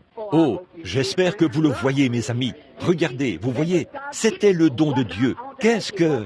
Maintenant, je veux vous demander ceci. Est-ce que c'est Pierre qui opérait la guérison? Dieu n'est pas dans les choses matérielles. Dieu est dans les hommes. Le Saint-Esprit n'est jamais descendu sur les organisations. Il est descendu sur les hommes. Et aujourd'hui, tant de gens disent, ils ne sont pas de la même confession que moi. Eh bien, si vous êtes de la confession de Christ, c'est la même chose. Dieu ne s'intéresse pas à votre organisation, ne signifie même pas ça pour lui. Et les gens en sont arrivés au point où on a juste un grand monde d'organisation. Et ça, C'est pour cette raison que je préfère tenir des réunions dans une salle. Si on le fait dans une église unitaire, les trinitaires ne viendront pas. Si c'est dans une église trinitaire, les unitaires ne viendront pas. Si c'est dans une église méthodiste, les baptistes ne viendront pas. Dans une église baptiste, les méthodistes ne viendront pas. Un seul corps. Quelqu'un a dit, devrions-nous nous faire rebaptiser maintenant afin de venir pour qu'on prie pour nous? Miséricorde, ça, c'est plus païen que jamais. C'est vrai. Non, frère, nous avons tous été baptisés dans un seul esprit pour former un seul corps. C'est vrai. Peu importe qui vous êtes et où vous êtes. C'est vrai. Donc l'organisation que vous fréquentez, ça ne change rien. Vous n'avez pas à faire partie de l'église baptiste ou de l'église méthodiste ou de la Pentecôte ou quelle qu'elle soit. Vous devez avoir la foi en Dieu. C'est vrai. Eh bien, en fait, vous n'avez à faire partie d'aucune église. Mais si vous recevez la guérison et que vous allez pécher encore, votre maladie reviendra et ce sera pire que la première fois. Une fois guéri, allez dans une église quelque part et servez Dieu. Dieu ne vous guérit pas pour la gloire du diable. Il vous guérit pour sa gloire. Maintenant, regardez comme les gens faillissent. Là, Moïse s'est senti, j'imagine comment il s'est senti. Il n'aimait vraiment pas l'idée de se mettre à expliquer ces choses aux gens, parce qu'il pensait que ce serait de s'élever lui-même. Il pensait que les gens diraient, voyons, regardez-le. Nous avons eu beaucoup de ça dans le monde aujourd'hui. Nous avons vu beaucoup de gens venir dire, Dieu a fait ceci et il a fait cela. Mais Dieu n'en a pas rendu témoignage. Mais si Dieu en rend témoignage, il va respecter son don, pas vrai? Oui, monsieur. Dieu a honoré l'offrande d'Abel. Il a honoré le don de Moïse. Et Moïse pensait que les gens comprendraient, mais ils n'ont pas compris. Et certainement qu'aujourd'hui, on pourrait penser qu'une personne n'aurait pas besoin de tant de détails, comme en ce moment, pour savoir de quoi je parle. Très bien, mais ça passe au-dessus de la tête de la majorité des gens. Et mes amis, je vous aime, et je veux vous voir guérir. Donc, quand ils ont réclamé un libérateur, Dieu a envoyé le libérateur, et ils ne l'ont pas reconnu. Moïse était le don que Dieu avait fait à Israël. Vous le croyez? Et ainsi de suite. Élie le prophète, ils étaient des dons de Dieu. Beaucoup d'entre eux se sont élevés, des faux prophètes. Même au jour d'Élie, de faux prophètes s'étaient élevés. Mais Dieu avait rendu témoignage de la prophétie d'Élie. Si c'est de Dieu, Dieu en rendra témoignage. Et il y a eu Élie, qui était le don que Dieu avait fait à Israël. Vous le croyez? Il était même le pasteur d'Akab. Il était le pasteur de Jézabel. Elle ne voulait pas admettre qu'il était son pasteur. Mais c'est lui qui lui avait dit le genre de vie qu'elle menait. C'est vrai, il était son pasteur. Elle le haïssait. Et pourtant, il était le don pourvu par Dieu pour elle, là-bas, afin de lui faire connaître ses péchés. Et elle ne l'a pas reconnu. Vous savez de quoi je parle? Puis Jésus est arrivé. Jésus, écoutez, Jésus était le don que Dieu avait fait à Israël, au monde. Pas vrai? Jésus était le don de Dieu. Dieu a tant aimé le monde qu'il a donné son Fils unique. Vous le croyez? Ce n'était donc pas les apôtres. Pensez-vous que Moïse était le libérateur parce que c'était Moïse, avec son savoir et son intelligence? Voyons, il a dit qu'il était un homme à la bouche embarrassée. C'était Dieu en Moïse, un don fait au peuple. C'était Dieu en Christ. Il a dit, ce n'est pas moi, c'est mon Père qui demeure en moi. C'est pour cela que Marthe a dit, Seigneur, la prédication d'hier soir. Elle a dit, je sais que tu es le Christ, le Fils de Dieu qui doit venir dans le monde. Elle croyait cela. Et là, les gens croyaient en lui. Et regardez Pierre. Quand il passait, eh bien, c'était un mortel. Il était né d'une chair de péché, comme moi ou vous. C'est vrai, mais les gens avaient besoin d'un guérisseur. Alors ils ont envoyé, Dieu a envoyé Pierre pour accomplir cette œuvre précise. Jean était l'amour. Pierre n'avait pas en son cœur l'amour que Jean avait. Jean était l'intermédiaire par lequel Dieu exprimait son amour. Vous voyez? Regardez bien, lorsqu'il a pris Pierre, Jacques et Jean, l'espérance, la foi et la charité. Ne voyez-vous pas? Ces gens qui avaient des dons, ces trois-là, l'espérance, la foi et la charité. L'espérance était en Jacques. C'est lui qui a mis l'Église en ordre. La foi était en Pierre et la charité était en Jean. L'espérance, la foi et la charité. C'étaient les représentants de Dieu sur la terre. et les gens s'allongeaient dans l'ombre de Pierre, et ils étaient guéris. Oh, mes amis! Oh là là! Ne pensez pas que je crie après vous, mes amis. Vous pouvez penser que je suis excité, mais je ne le suis pas. J'essaie de vous faire comprendre ce que je veux dire assez clairement pour que vous voyez de quoi je parle. Maintenant, les pentecôtistes prient depuis 30 ou 40 ans pour avoir un don de guérison. Nous vivons à une époque où nous avons la meilleure médecine que nous ayons jamais eue. Nous avons les meilleurs hôpitaux que nous ayons jamais eus. Nous avons les meilleurs médecins que nous ayons jamais eus. Nous avons les meilleurs médicaments que nous ayons jamais utilisés. Et nous avons plus de maladies que jamais. Il y a des milliers et des centaines de milliers de précieux saints de Dieu qui souffrent ce soir. Ils crient et crient et crient depuis des années à Dieu pour qu'il rétablisse le don de la guérison divine dans l'Église. Et quand Dieu a déclenché les choses il y a 37 ans et qu'il a prédestiné cela et l'a envoyé, des centaines de gens passent à côté de cela sans le reconnaître, mes amis. Maintenant, cela s'est accompli. Ça me coûte de dire ceci. Que Dieu ait pitié. Écoutez, mes amis, partout ailleurs dans le pays, à Phoenix, à Houston, à San Antonio, en Arkansas, partout dans le pays, des milliers de gens qui sont allés ont été guéris de toutes sortes de maladies et d'affections. Auckland, reconnais ton jour. Un jour, je vous rencontrerai au tribunal du jugement de Dieu. Là, vous saurez que je vous ai rendu témoignage de la vérité du Dieu Tout-Puissant. Vous avez réclamé cela. Quoi? Si vous, comme vous respectez cela et que vous le croyez, Dieu rendra témoignage de ses dons. C'est vrai, il l'a fait pour Abel, il l'a fait pour Élie, il l'a fait pour Moïse, il l'a fait pour Pierre, il l'a fait pour Paul, il l'a fait pour tous, et il le fera encore aujourd'hui. Au début, quand la Pentecôte est descendue et que le baptême du Saint-Esprit a commencé à descendre, les gens disaient, c'est du fanatisme, mais Dieu a rendu témoignage de ce qu'il était. C'est pour ça que je suis avec vous ce soir. Parce que je sais que c'est la main de Dieu. Beaucoup se sont lancés dans des ismes avec ça. Mais il y a un article authentique de la Pentecôte. Dieu en a rendu témoignage. C'est vrai. Et il a fait la même chose ce soir d'une autre manière. Je suis allé à la pharmacie. Et alors que j'entrais, j'ai remarqué qu'un homme me regardait d'un air un peu étrange. Je suis entré dans le magasin, puis je suis ressorti. Et je tenais un flacon qui était fermé.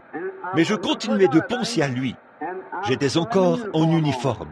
Et il a mis ça, cet homme a mis sa main sur mon épaule. Il m'a regardé et a dit, « Monsieur, a-t-il dit, j'ai vu que vous étiez un officier. » Il a dit, « Je me suis dit que je vous poserai une question. » Il a dit, « Vous penserez peut-être que je suis un peu fou. » Et j'ai dit, « Qu'est-ce qu'il y a, monsieur ?» Il a dit, « J'habite à Paducah, dans le Kentucky. » Il a dit, « Ça fait environ 2 ans que ma santé est chancelante. » Il a dit, « La semaine dernière, j'ai fait un rêve étrange. » A-t-il dit, j'ai rêvé que je devais me rendre à Jeffersonville, dans l'Indiana, et demander à quelqu'un du nom de Branham de prier pour moi. Il a dit, savez-vous s'il y a des Branham qui vivent dans les parages ou pas? Oh, vous ne savez pas comment je me suis senti.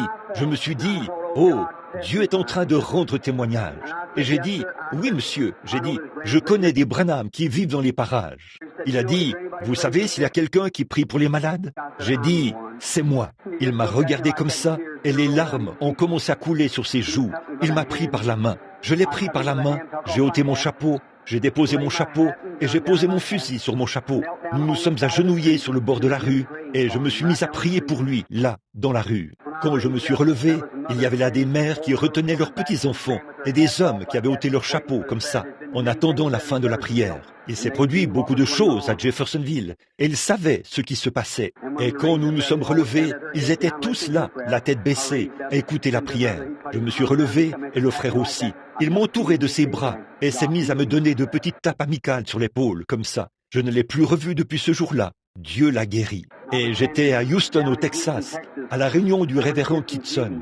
Et au matin, alors que je me tenais là, oh là là, je pensais, je priais, nous avions une réunion d'écoute de bande. Et il y avait des centaines de personnes qui venaient dans la ligne, qui recevaient leur guérison. Et tout à coup, une dame est entrée en courant. Oh, le bâtiment était presque aussi long que cette salle principale. Et la dame est allée en vitesse à l'arrière. Elle avait un petit garçon dans ses bras. Elle s'est assise et elle était très agitée.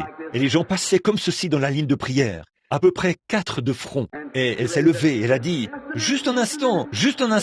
Et tout le monde s'est arrêté. Elle a dit, ça me coûte d'interrompre cette ligne de prière. Mais je veux vous dire Elle était très nerveuse et toute tremblante, un peu agitée. Elle a dit, j'habite du côté ouest de Houston. Or, Houston est une ville assez vaste. Elle s'étend sur plusieurs kilomètres. Et nous étions du côté est.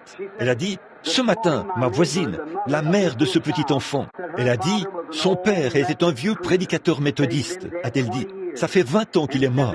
Elle a dit, avant sa mort, il avait l'habitude d'aller prêcher partout. Elle disait qu'un jour Dieu redonnerait les dons à l'Église pour les gens des nations, avant la fin de la dispensation des nations, comme il l'a fait pour les Juifs. Et elle a dit, sa petite fille, voici son bébé, a-t-elle dit, elle est un peu faible. Elle a dit, ce matin, après avoir nettoyé sa maison, elle a posé son balai à franges et elle s'est allongée au pied du lit pour se reposer. Et elle a dit, tout à coup, elle a fait un rêve. Elle a vu monter un gros nuage noir.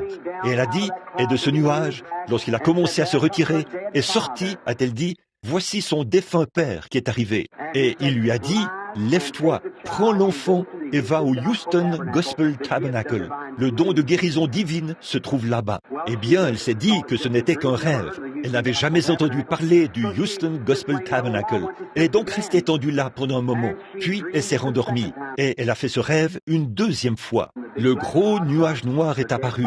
Et son défunt père est sorti du nuage en marchant. Elle a dit, eh bien, c'est étrange ça. J'ai rêvé de papa une deuxième fois. Elle a dit, il a dit d'emmener l'enfant. Eh bien, elle s'est levée et a bu quelque chose, puis a fait quelques petites tâches dans la maison et est retournée s'allonger et s'est recouchée. Et quand elle s'est recouchée, elle a fait ce rêve une troisième fois. Le gros nuage noir est apparu. Et ils ont appelé le bureau des archives pour vérifier s'il y avait, pour voir si ce rêve était authentique. Eh bien, je ne crois pas à tous les rêves. Ils ont donc appelé, mais il est écrit, vos jeunes gens auront des visions. Vos vieillards auront des songes. Alors, elle a appelé le bureau des archives et on lui a dit, oui, il y a un Houston Gospel Tabernacle, tout là-bas, du côté ouest de la ville, sur la 67e rue, à l'est, la 67e rue. Et la dame, la maman était si faible qu'elle ne pouvait pas, eh bien, cet enfant avait une paralysie infantile. Ses petites jambes étaient infirmes et elle ne pouvait pas emmener l'enfant. Mais elle a demandé à une voisine et cette voisine est allée d'autobus en autobus et de voiture en voiture jusqu'à ce qu'elle arrive et descende d'une voiture environ 2 pâtés de maison de l'église. Et un officier se tenait là. Elle lui a demandé, savez-vous où se trouve le Houston Gospel Tabernacle? Il a dit, oui madame, c'est là où vous voyez cette foule de gens debout dans la rue. Il a dit, ils sont en train de tenir un service de guérison. Eh bien, la pauvre était tellement faible quand elle est arrivée. Vous pouvez vous imaginer comment elle s'est sentie lorsqu'elle est entrée là et a vu cela. Et elle m'a raconté toutes ces choses. J'ai dit, amenez-moi cet enfant. Oh là là, vous savez ce qui s'est passé, n'est-ce pas? Certainement. Et je me suis dit que même si les anges du ciel le savent, Dieu en rendra témoignage. Ses œuvres seront proclamées. Peu importe ce que les gens pensent, c'est vrai, mes amis. Que Dieu vous bénisse.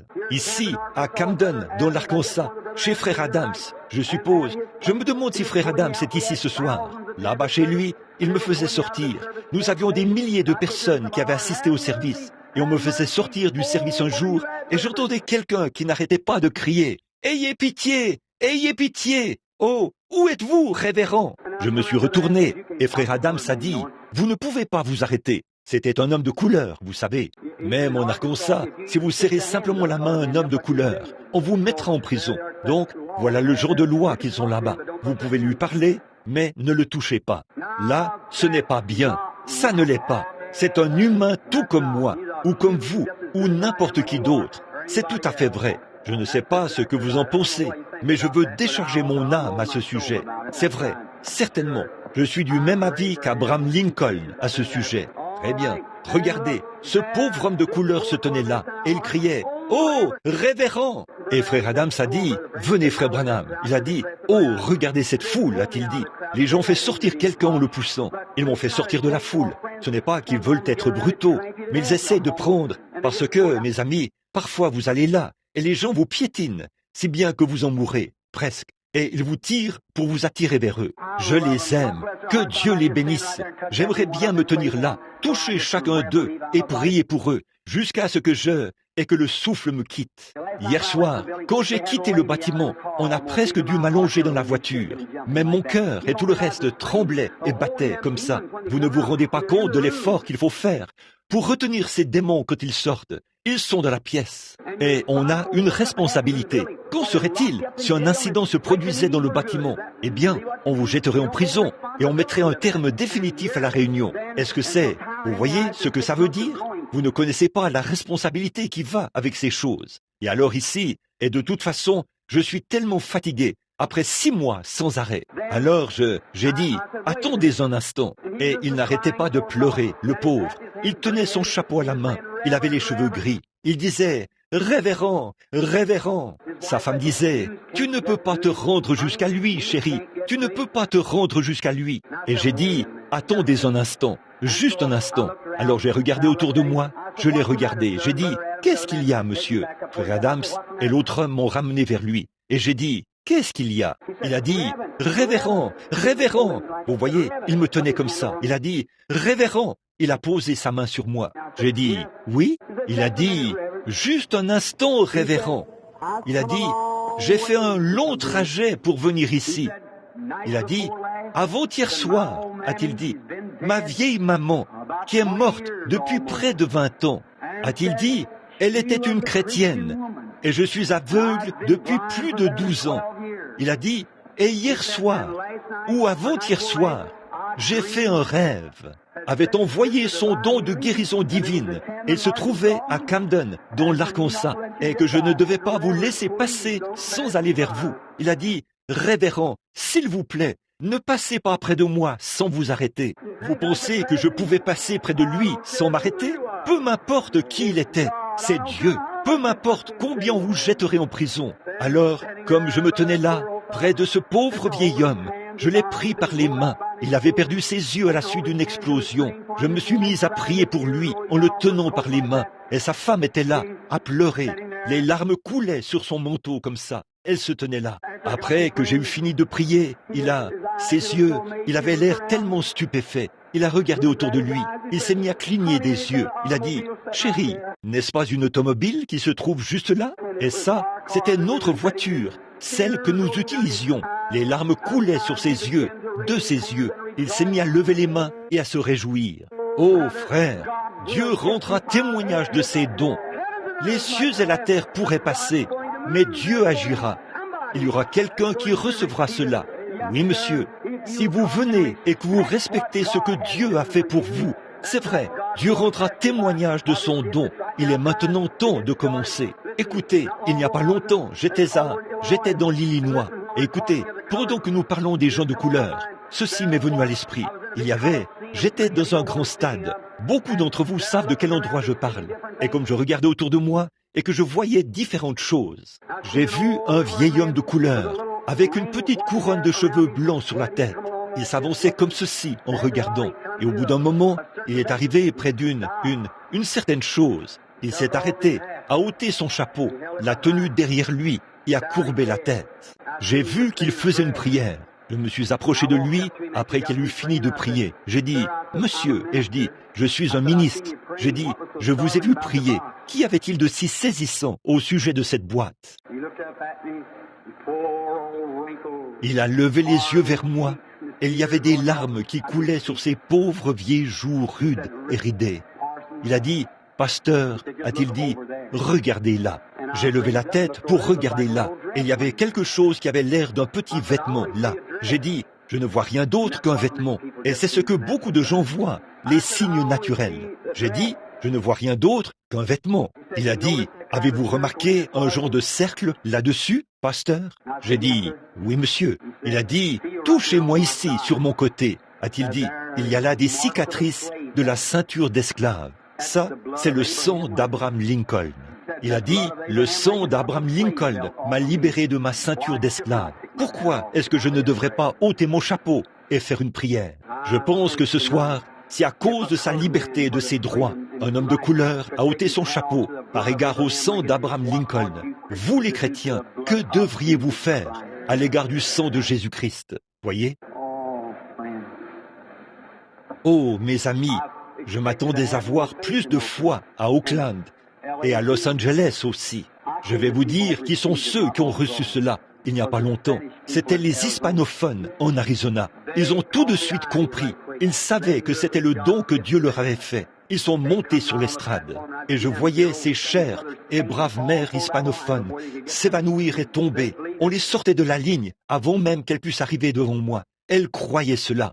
L'une d'elles est venue. Elle avait même rêvé qu'elle ne parlait même pas l'anglais. Elle avait vu cet être surnaturel qui se tenait là. Vous avez cette lettre ici, n'est-ce pas? C'est celle-ci. Beaucoup. Pourquoi? Dieu rendra témoignage de ses dons, pas vrai? Oh, mes amis, vous savez de quoi je parle. Comprenez-vous maintenant de quoi je parle? La foi, croyez cela. Venez, ce n'est pas l'homme, c'est Dieu dans l'homme. Vous voyez ce que je veux dire? Oh Dieu, puissent les gens venir ce soir, comme il en était du temps des apôtres. En venant, puissent-ils prendre conscience que c'est maintenant le temps apostolique pour eux. C'est maintenant l'heure où ce qu'ils ont réclamé est présent. Le Saint-Esprit, sous forme de guérison pour leur corps. Accorde-le, Dieu bien-aimé. Puissent beaucoup de gens être guéris ce soir. Sois miséricordieux, Père. Puisse chaque personne qui viendra ce soir venir comme le faisaient ceux qui passaient près de ton humble serviteur, Simon-Pierre. On les plaçait dans son ombre et tous étaient complètement guéris parce qu'ils reconnaissaient que Dieu était en cet homme. Puissent-ils reconnaître Dieu comme ils l'ont fait en Moïse? Dieu était en Christ, réconciliant le monde avec lui-même. Puisse-t-il reconnaître Dieu dans son peuple ce soir? Accorde-le, Père bien-aimé. Sois miséricordieux maintenant et bénis chacun d'eux. Et Dieu bien-aimé, je prie maintenant pour ma petite église là-bas chez moi, alors qu'ils ont eu des services ce soir et qu'ils pleuraient et suppliaient que je rentre à la maison. Ô Dieu, des gens de différentes régions du pays s'y rassemblent. Prends soin de mon petit garçon orphelin. Ne le veux-tu pas, Dieu bien-aimé? Oh, je suis ici à m'efforcer et à faire tout mon possible, Dieu bien-aimé, pour obéir à ce qu'on m'a dit de faire. Puissent les gens voir, Père, combien c'est un sacrifice et ce que tu as fait pour les gens. Puissent-ils reconnaître ce jour et que beaucoup soient guéris et qu'ils se relèvent de leur maladie et rendent témoignage dans la ville. Car nous le demandons par le beau nom de Jésus-Christ, ton Fils bien-aimé. Amen. Mes amis, il tombe de tous les côtés. Oh, comme j'aimerais que vous puissiez, je sais que vous le faites, que Dieu vous bénisse. J'ai tout simplement confiance que vous l'avez. Chantons tous maintenant, pendant que l'orchestre joue et tout. Crois seulement, que tout le monde élève la voix bien fort maintenant. Allons-y maintenant.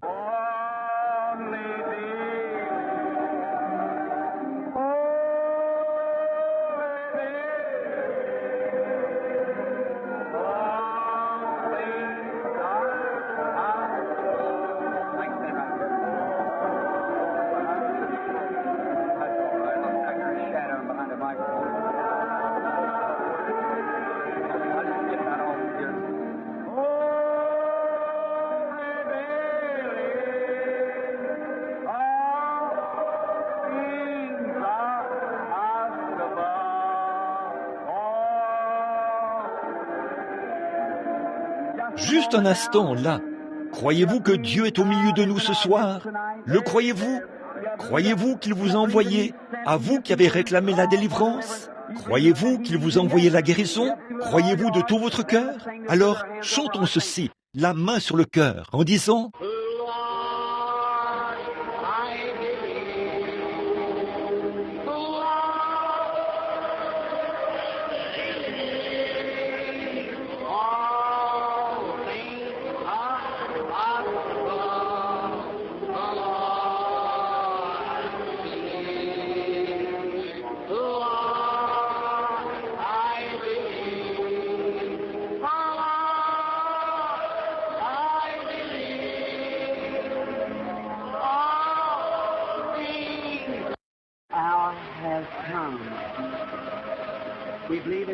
Est venu. Nous croyons que tu viens bientôt. Tu as envoyé ton don pour glorifier ton saint enfant. Il est en train d'étendre sa sainte main pour guérir par l'intermédiaire de son Église. Aide les gens qui sont ici ce soir.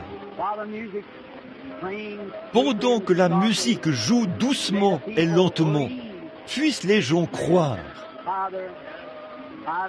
Père, si j'ai dit quelque chose qui soit faux, pardonne-moi. Je te prie de permettre aux gens de comprendre que c'est maintenant le moment dont tu as rendu témoignage. Puisse-t-il savoir que ton serviteur n'est pas venu par son propre désir, mais que c'était ta volonté que je vienne, Père. Puisse-t-il rejeter tout esprit sceptique, toute pensée sceptique et s'avancer ce soir et être guéri. Car nous le demandons au nom de Jésus et pour sa gloire. Amen. Avez-vous maintenant rejeté toute pensée sceptique? Avez-vous complètement oublié vos idées sceptiques? Allez-vous vous avancer ce soir et être guéri? Croyez-vous cela? Dites Amen. Tout ça, que Dieu vous bénisse, mes amis. Maintenant, ils vont prendre une photo. Je vais vous dire ce qui arrive à ces photos. Je les accroche dans mon bureau. Et chaque soir, quand je suis à la maison, je prie pour ces gens. Combien veulent que je prie pour eux quand je regarderai cette photo? Que Dieu vous bénisse. Maintenant, assurez-vous de ne pas manquer le service de demain soir. Et le soir suivant, l'histoire de ma vie. Je veux que vous écoutiez cela le soir suivant. Que Dieu vous bénisse maintenant, alors que nous nous levons avec respect juste un instant pour la photo. Maintenant, le photographe va vous dire ce qu'il faut faire. Si les gens qui sont au balcon se levaient, ce serait tellement mieux. Ça ferait une bien meilleure, n'est-ce pas, monsieur le photographe? S'ils se levaient, ça donnerait une bien meilleure photo, surtout au balcon. Pas vrai? Cela montrera une meilleure.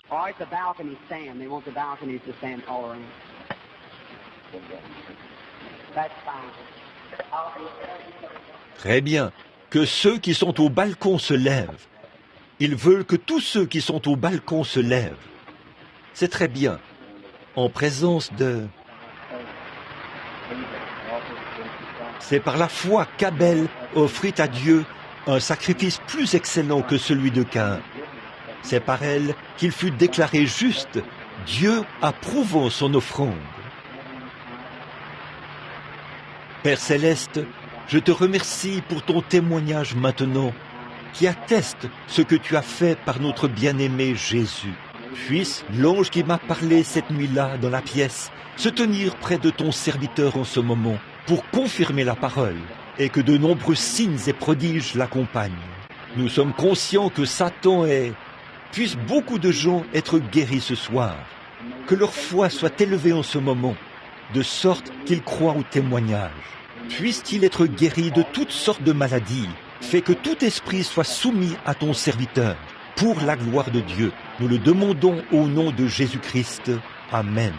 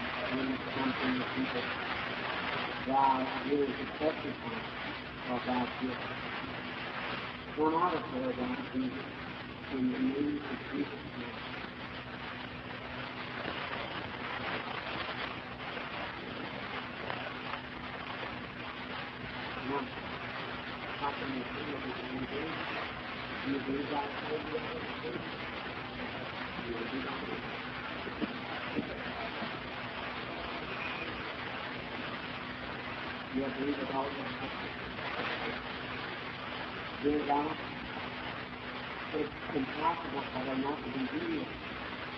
If you said to believe that all of us now, and you told me if I get the people to believe it, that you have sent for this purpose, and a deep sincere and prayer, but no disease is sin before the Lord. Oh God, more than 11 states have got testified about this. And now I pray, Father, that you will grant us here and open. And to our seeking and exceeding numbers with those that have faith. Come out of their darkness.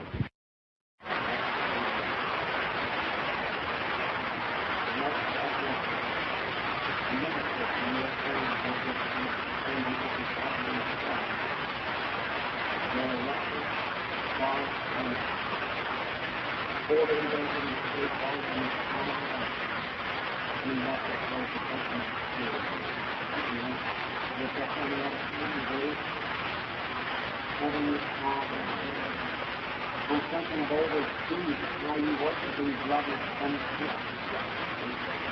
How that you represented faith in the last days. And not people going to take them back. But you give them up. Always that is only set for his daughter. I pray that you are blessed by your daughter. You stand for your Spirit for him. Praying over minds of power, maybe what you need to do is you are in the city of the you can really use it. Jesus is going to die of mercy of God. Come out of him, God, Jesus, in the name of Jesus Christ.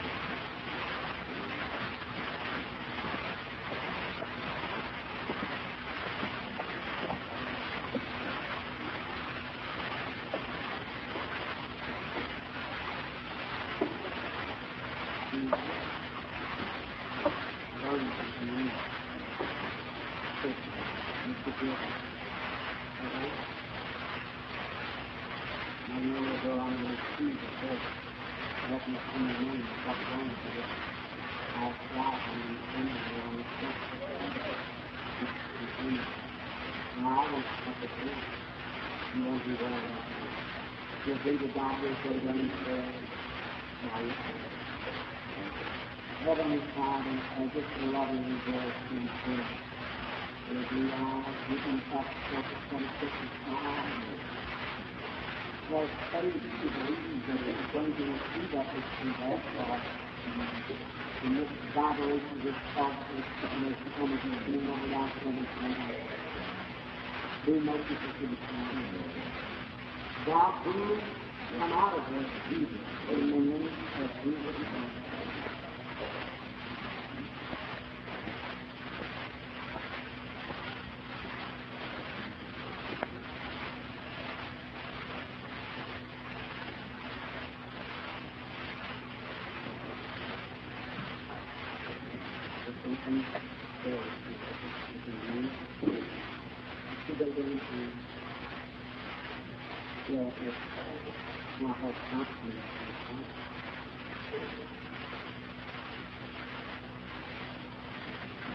Heavenly Father, be merciful.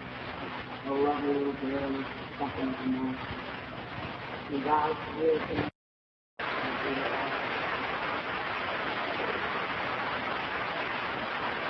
Heavenly Father, be merciful to our sister who is suffering tonight. God knows all things and all the conditions of our life. Oh, God, just that little space of all things. We rise of Almighty God and all of days. We trust you as that this is past God. And we trust on this everything. Never to be reached. God, we have spoken Spirit. Believe or leave in the name of Jesus Christ.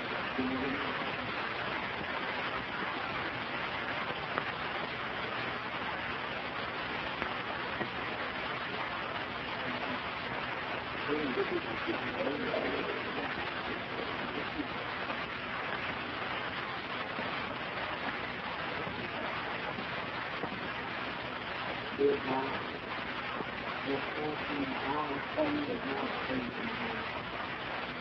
believe that they have taught the idea of the prophet Jesus. I pray, Father, to not feel there that He is suffering. Faith and song to take His life. The blessing, Lord. With such a heavy blessing. Come out of Him like Jesus. In the name of Jesus Christ. He really hasn't called me up about these people who are here. I've left them, then I got back on them again, and I knew something was over. Thank you. Soyez respectueux, vous qui êtes dans l'auditoire, là-haut au balcon. Gardez la tête inclinée, s'il vous plaît. Cela l'a quitté à ce moment-là. C'est revenu sur lui. Et j'ai su qu'il y avait quelqu'un qui avait la tête levée.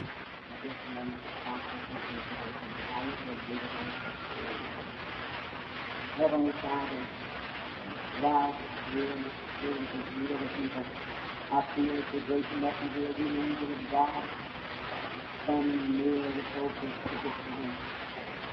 Therefore, with all the faith that I have, my brothers and ladies, I like them. That is being the strongest thing to a people. Come out of it in the name of Jesus Christ.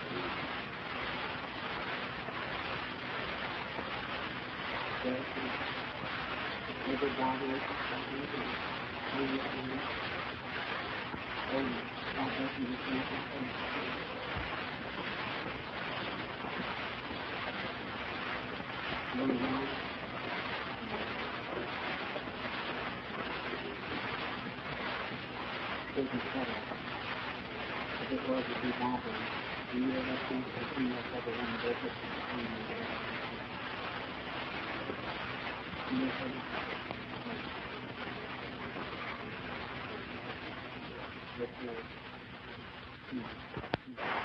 Born very level, using an open mouth, a consideration. I can see the lady just more, even of the glory of precious life and in the head. The Father saying, they have mercy on us now. So I say, if you do, for all things are possible in this. Most of the years because you're still on time, and you give gifts to me. And now God still testifying of your gifts. Therefore, we will be the what is committed to not what we know is good. Now we give this to you. Come out of it in the name of Jesus Christ.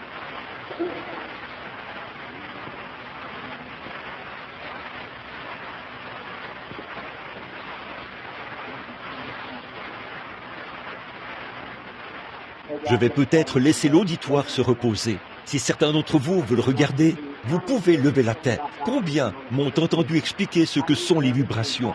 Levez la main. Combien ici comprennent comment le don vient? Cette vibration que je ressens dans ma main. Levez la main.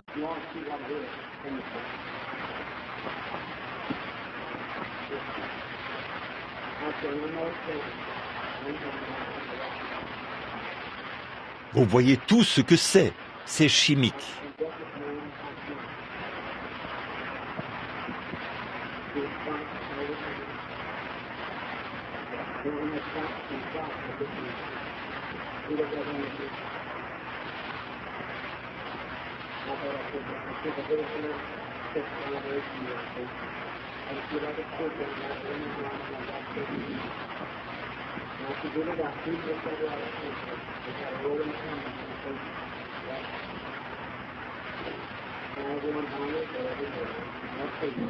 Que tout le monde courbe la tête et prie. Maintenant, souvenez-vous, ceci peut passer d'une personne à l'autre. Alors assurez-vous de garder la tête inclinée.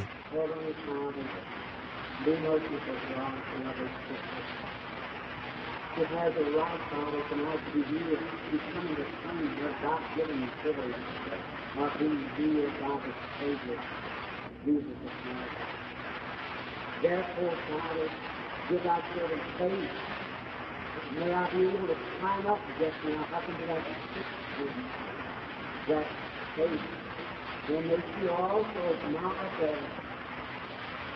Now, in the name of Jesus Christ, I rebuke these children. Believe it. Name of Jesus.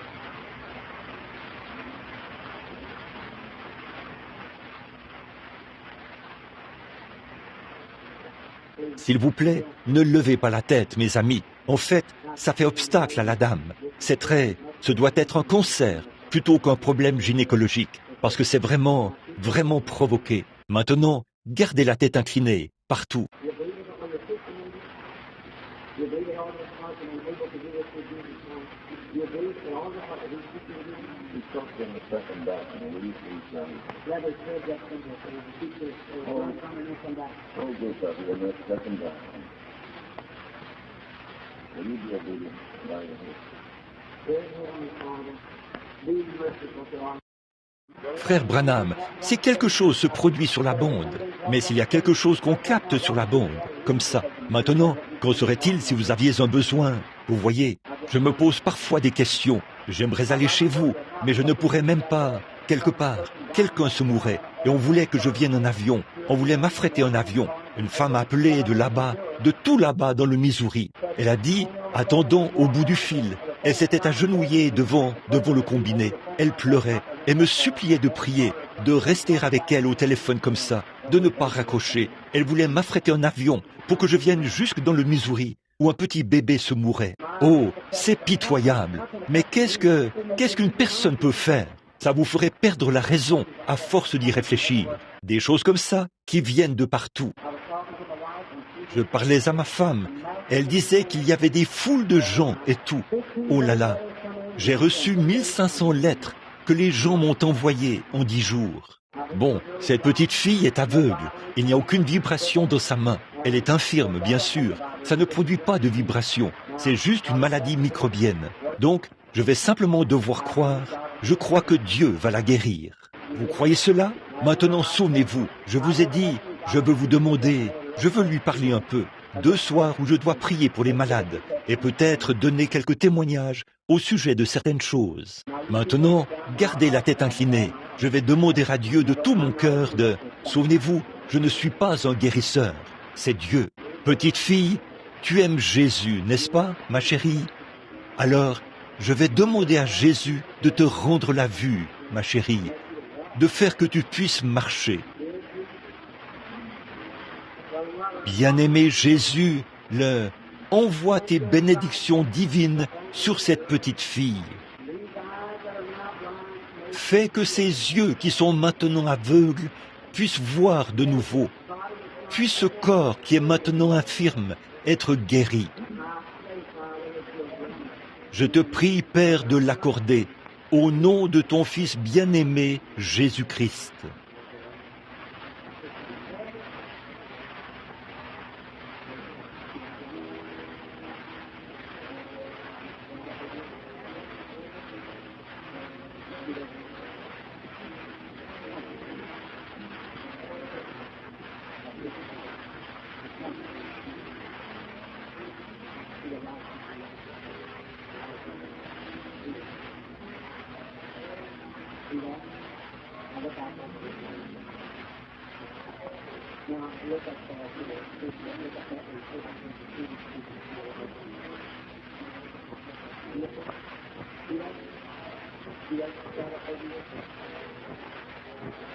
All right, you can raise your head on.